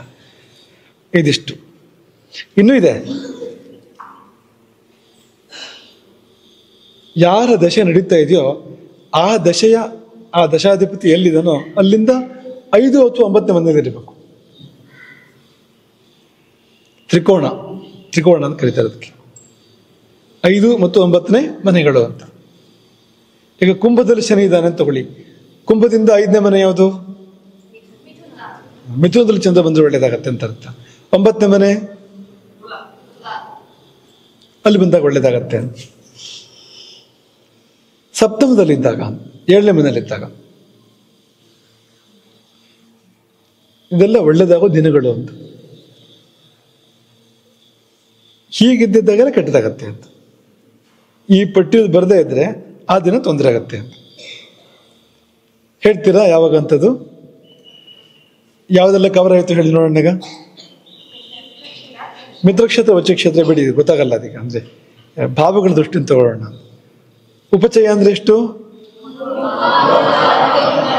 3, 6, 10, 11 ಕವರ್ ಆಯ್ತು. 7 ಕವರ್ ಆಯ್ತು ಅಲ್ವಾ? 3, 6, 7, 10, 11, 5, 9 ಕವರ್ ಆಯ್ತು. ಅಲ್ಲಿಗೆ 3, 5, 6, 7, 9, 11, 10, 11 7 ರಾಶಿಗಳಲ್ಲಿ ಚಂದ್ರ ಸಂಚಾರ ಮಾಡ್ತಾರೆ, ಶುಭ ಆಗತ್ತೆ.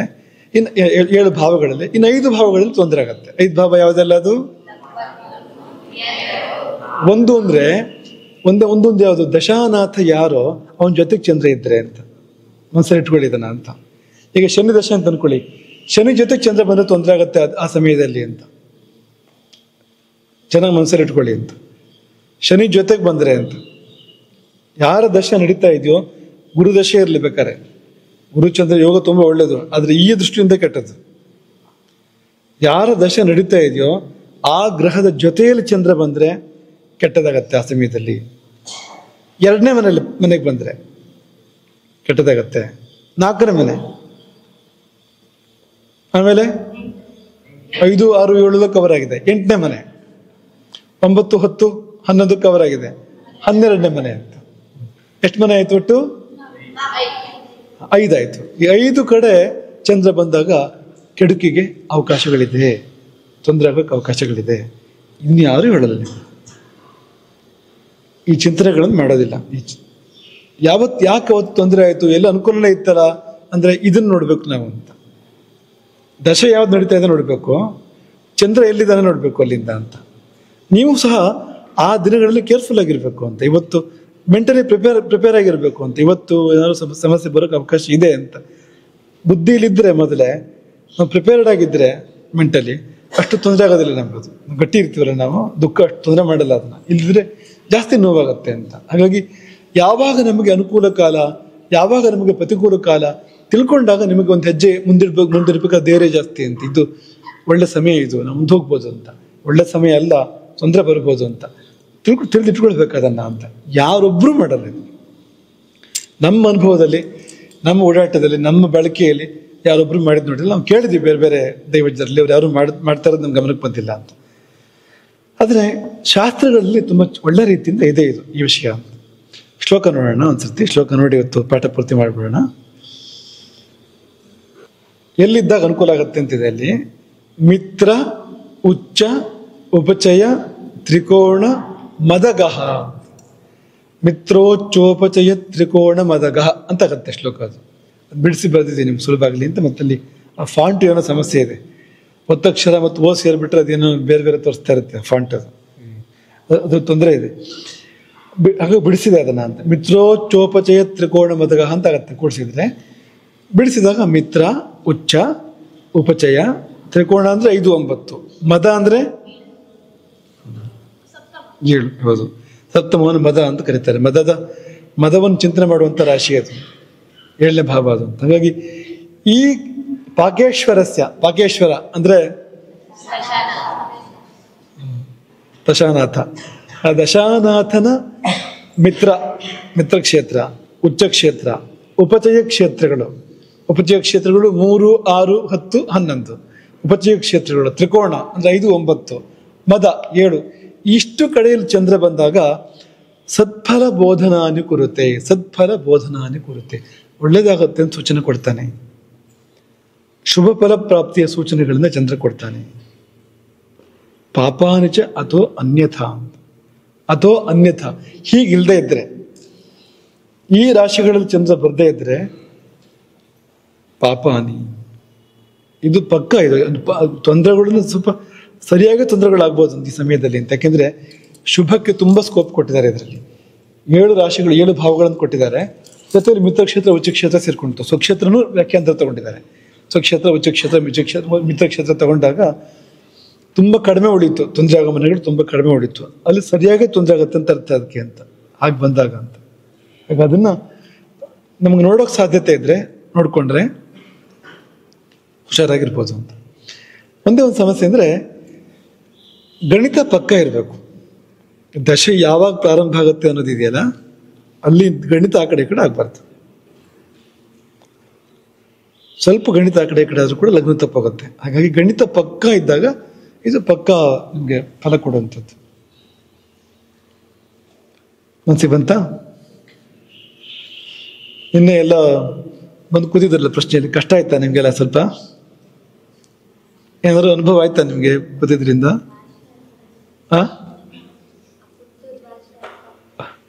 ಪುತ್ತೂರು ಭಾಷೆ ಅರ್ಥ ಆಗ್ತಿರ್ಲಿಲ್ಲ ಅಂತ ಗಣಪತಿ ಭಟ್ರು ಹೇಳ್ತಾ ಇದ್ದಿದ್ದು ಅರ್ಥ ಆಗ್ತಾ ಇತ್ತಾ?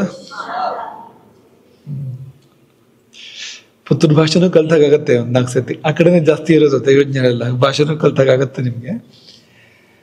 ವಿಷಯಗಳು ಗೊತ್ತಾಗ್ತಾ ಇತ್ತ ನಿಮ್ಗೆ? ಅದು ಅಲ್ಲಿ ಚಿಂತನೆ ಮಾಡ್ತಾ ಇರೋದು ಗೊತ್ತಾಗ್ತಾ ಇತ್ತಾ? ಒಂದು 4-6 ಸತಿ ಕೂತ್ಕೊಂಡಾಗ ನಿಮ್ಗೆ ತುಂಬಾ ಕಲಿಕೆ ಆಗತ್ತೆ ಇದರಲ್ಲಿ. ನಾವು ಎಷ್ಟೇ ಪಾಠ ಮಾಡಿದ್ರು, ನೀವು ಪ್ರಶ್ನೆ ನಡೀತಾ ಇರ್ಬೇಕಾದ್ರೆ ಅಲ್ಲಿ ಬಂದು ಕೂತ್ಕೊಂಡ್ರೆ, ಅಥವಾ ಜಾತಕ ಪರಿಶೀಲನೆ ಆಗ್ಬೇಕಾದ್ರೆ ಬಂದು ಕೂತ್ಕೊಂಡ್ರೆ ತುಂಬಾ ಅನುಭವ ಆಗುವಂಥದ್ದು ಅಲ್ಲೇ ಅಂತ. ಅಲ್ಲಿ ಕಲಹ ಇದೆ. ಅಲ್ಲಿ ಆ ಕಲಹ ಯಾಕೆ ಬಂತು ಅನ್ನೋದನ್ನ ಚಿಂತನೆ ಮಾಡಬೇಕು. ಕಲಹವನ್ನು ಯಾವ ಗ್ರಹ ಕೊಡ್ತಾನೆ? ಆ ಕುಜ ಅಲ್ಲಿ ಏನನ್ನು ಸೂಚನೆ ಮಾಡ್ತಾ ಇದ್ದಾನೆ ಅಂತ ತೀರ್ಮಾನ ತಗೋಬೇಕು ನಾವು ಮೊದಲು. ಚಂದ್ರಕ್ಷೇತ್ರದಲ್ಲಿದ್ದಾನೆ, ನೀಚ ಕುಜ. ಈಗ ಉಚ್ಚ ಕುಜ ಆಗಿದ್ರೆ ಒಂದ್ ವೇಳೆ, ಅಥವಾ ಯಾವ್ದಾದ್ರು ಶುಭ ಕ್ಷೇತ್ರದಲ್ಲಿ ಇದ್ರೆ, ಶುಭ ದೃಷ್ಟಿ ಆಗೆಲ್ಲ ಬಂದಾಗ, ಆಗ ಎತ್ತರದ ದೇವತೆ ನಿರೂಪಣೆ ಮಾಡ್ಬೇಕಾಗತ್ತೆ. ಅದ್ರ ನೀಚ ಕ್ಷೇತ್ರ ಬಂದಾಗ, ಆಮೇಲೆ ಬಲ ಕಡಿಮೆ ಇದ್ದಾಗ, ಶುಭ ದೃಷ್ಟಿ ಯೋಗ ಎಲ್ಲ ಇಲ್ಲದೆ ಇದ್ದಾಗ, ಆಗ ಈ ಥರದ ದೇವತೆಗಳನ್ನ ಹೇಳ್ಬೇಕಾಗತ್ತೆ. ರಕ್ತೇಶ್ವರಿ, ಚೋಡಿ, ನಾವು ಹೀಗೆಲ್ಲ ಹೇಳ್ತೀವಲ್ಲ, ಅಂತಹ ದೇವತೆಗಳನ್ನ ಹೇಳ್ಬೇಕಾಗತ್ತೆ. ಹಾಗಾಗಿ ರಕ್ತೇಶ್ವರಿ, ಎಲ್ಲರೂ ರಕ್ತೇಶ್ವರಿ ಅಂತ ತಗೊಂಡು ಅಲ್ಲಿಂದ ಬರ್ತಾ ಇದೆ ಅಂತ. ಕಲಹಗಳೆಲ್ಲ ಆ ದೇವತೆಯ ಕೋಪದಿಂದ ಬರ್ತಾ ಇದೆ ಅಂತ ಹೇಗೆ ನಿರೂಪಣೆ ಮಾಡಿರೋದು ನೋಡಿ. ಈ ತರಹ ನಾವು ಅದನ್ನ ಒಂದು ಫಲವನ್ನು ನಿರೂಪಣೆ ಮಾಡೋದನ್ನ ಕಲ್ತ್ಕೋಬೇಕು ಅಂತ. ಮುಂದೆ ಇನ್ನೂ ಅನುಭವಗಳಾಗ್ತಾ ಹೋಗುತ್ತೆ ನಿಮಗೆ. ಆ ಥರ ಕೂತಾಗ ಹೆಚ್ಚೆಚ್ಚು ಅನುಭವಗಳಾಗ್ತಾ ಹೋಗುತ್ತೆ. ಇವತ್ತಿನ ಪಾಠ ಇಷ್ಟು ಇಟ್ಕೊಳ್ಳೋಣ. ಮುಂದಕ್ಕೆ ಇನ್ಯಾವುದೊಂದು ಒಳ್ಳೆ ಸಂದರ್ಭ ನೋಡ್ತೀವಿ. ಈ ಸತಿ ಇಷ್ಟೇ ಆಗ್ಬೋದು. ಮುಂದಿನ ಮುಖಾಮದಲ್ಲಿ ಮುಂದಿನ ಪಾಠ ಮಾಡ್ತೀವಿ. ಚೆನ್ನಾಗಿ ಇದನ್ನ ಮನಸ್ಸಿಗೆ ತಂದ್ಕೊಳ್ಳಿ. ಈಗ ನೋಡಿ, ಇಂಥ ಸಂಗತಿಗಳಿದೆಯಲ್ಲ, ಬೇರೆಯವ್ರಿಗೆ ಗೊತ್ತಿಲ್ಲದೆ ಇರೋವಂಥದ್ದು ಅಥವಾ ಬಳಕೆ ಆಗದೆ ಇರೋವಂಥದ್ದು, ಅದನ್ನು ಚಾಲ್ತಿ ತರೋಕೆ ಪ್ರಯತ್ನ ಮಾಡ್ಬೇಕು ನಾವು. ಅದನ್ನು ಪ್ರಯೋಗ ಮಾಡಬೇಕು. ಇದು ಸ್ಥೂಲ. ಇನ್ನೂ ಸೂಕ್ಷ್ಮಕ್ಕೆ ಹೋಗ್ಬೋದು ನಾವು. ಉದಾಹರಣೆಗೆ ಚಂದ್ರ ರಾಶಿಗಳನ್ನ ಬದಲಾಯಿಸಿದಾಗ ಫಲಗಳನ್ನ ಬೇರೆ ಹೇಳ್ತಾ ಇದ್ದಾರೆ. ಇಲ್ಲಿ ನಕ್ಷತ್ರಗಳನ್ನ ಬದಲಾಯಿಸಿದಾಗ ಫಲ ಬೇರೆ ಆಗ್ಬೋದು, ಒಂದೊಂದು ದಿವಸಕ್ಕೂ ಬೇರೆ ಆಗ್ಬೋದು. ಆಗ ಇದೇ ಯುಕ್ತಿಯಿಂದ ನಾವು ತಿಳ್ಕೊಬೇಕಾದ ಅದಕ್ಕೆ ಅಂಥದ್ದಿದೆ ಅಂತ. ರಾಶಿ ಬದಲಾಯಿಸಿದಾಗ ಬೇರೆ ಬೇರೆ ಫಲ ಅಂದ್ರೆ, ನಕ್ಷತ್ರ ಬದಲಾಯಿಸಿದಾಗಲೂ ಬೇರೆ ಬೇರೆ ಫಲ ಬರುತ್ತೆ. ಅದು ಒಂದೊಂದು ದಿನಕ್ಕೂ ಬರುತ್ತೆ. ಇನ್ನು ನಕ್ಷತ್ರಗಳಿಂದ ಪಾದ ಬದಲಾಯಿಸಿದಾಗ 5-6 ಗಂಟೆಗೆ ಬರುತ್ತೆ, ಬೇರೆ ಬೇರೆ ಬೇರೆ ಆಗುತ್ತೆ ಅದು ಅಂತ. ಅಂದ್ರೆ ಅಷ್ಟಕ್ಕೂ ಹೋಗ್ಬೋದು ನೀವು ಅಂತ. ಪ್ರತಿಯೊಂದು 5-6 ಗಂಟೆಗೆ ಏನು ವ್ಯತ್ಯಾಸ ಬರುತ್ತೆ ಅನ್ನೋದನ್ನ ತಿಳಿಯೋಕೆ ಸಾಧ್ಯ ಇದೆ ಅಂತ, ಚಂದ್ರನ ಚಲನೆ ಮೂಲಕವಾಗಿ ಅಂತ. ಪ್ರಯೋಗದ ಮೂಲಕ ನಮಗೆ ದಿಕ್ಕು ಸಿಕ್ಕಿದೆ. ದಿಕ್ಕು ತೋರಿಸಿದ್ದಾರೆ ಅವರು. ದಿಕ್ಕು ಯಾಕೆ ತೋರಿಸಿದ್ದಾರೆ? ಇದು ಈ ರೀತಿ ತೋರಿಸಿದ್ದಾರೆ. ಈ ದಶಾನಾಥನಿಗೆ ಅನುಕೂಲವಾಗಿ ಹೋಗ್ಬೇಕು ಚಂದ್ರ ಅಂತ ಅನ್ನೋದನ್ನು ತೋರಿಸಿದ್ದಾರೆ. ಅದನ್ನ ಇಟ್ಕೋಬೋದು ನಾವು ಅಲ್ಲೂ ಕೂಡ ಅಂತ. ಅದೇ ಯುಕ್ತಿ ಇಟ್ಕೊಂಡು ಚಿಂತನೆ ಮಾಡಿದ್ರೆ ಅಲ್ಲೂ ನಾವು ಕಂಡುಹಿಡಿಬೋದು ಅಂತ. ಒಳ್ಳೆ ಫಲವೋ ಕೆಟ್ಟ ಫಲವೋ ಅನುಭವದಿಂದಲೂ ಕಂಡುಹಿಡಿಬೋದು. ಚಂದ್ರ ಯಾವ ನಕ್ಷತ್ರದಿಂದ ಯಾವ ನಕ್ಷತ್ರಕ್ಕೆ ಹೋದಾಗ ಏನಾಯಿತು ಆ ದಿನಗಳಲ್ಲಿ ಅನ್ನೋದನ್ನ ನೀವು ರಿಸರ್ಚ್ ಮಾಡ್ಕೋಬಹುದು ಅಂತ. ನಿಮ್ಮೊಳಗೆ ನೀವು ರಿಸರ್ಚ್ ಮಾಡ್ಕೋಬಹುದು ಅಂತ. ನಕ್ಷತ್ರಗಳನ್ನು ಬದಲಾಯಿಸಿದಾಗ ನಿಮ್ಗೆ ಯಾರ್ಯಾರಿಗೆ ಏನೇನು ಫಲ ಬಂತು ಅನ್ನೋದನ್ನ ನೀವು ನೋಟ್ ಮಾಡ್ತಾ ಹೋದ್ರೆ ನೀವು ಇಂಥದ್ದೊಂದು ಬರೀಬೋದು ನಾಳೆ ಒಂದು ದಿವಸ ಅಂತ, ಹೀಗಾಗತ್ತೆ ಅಂತ. ಹರೇ ರಾಮ್. ಶಂಕರಾಚಾರ್ಯ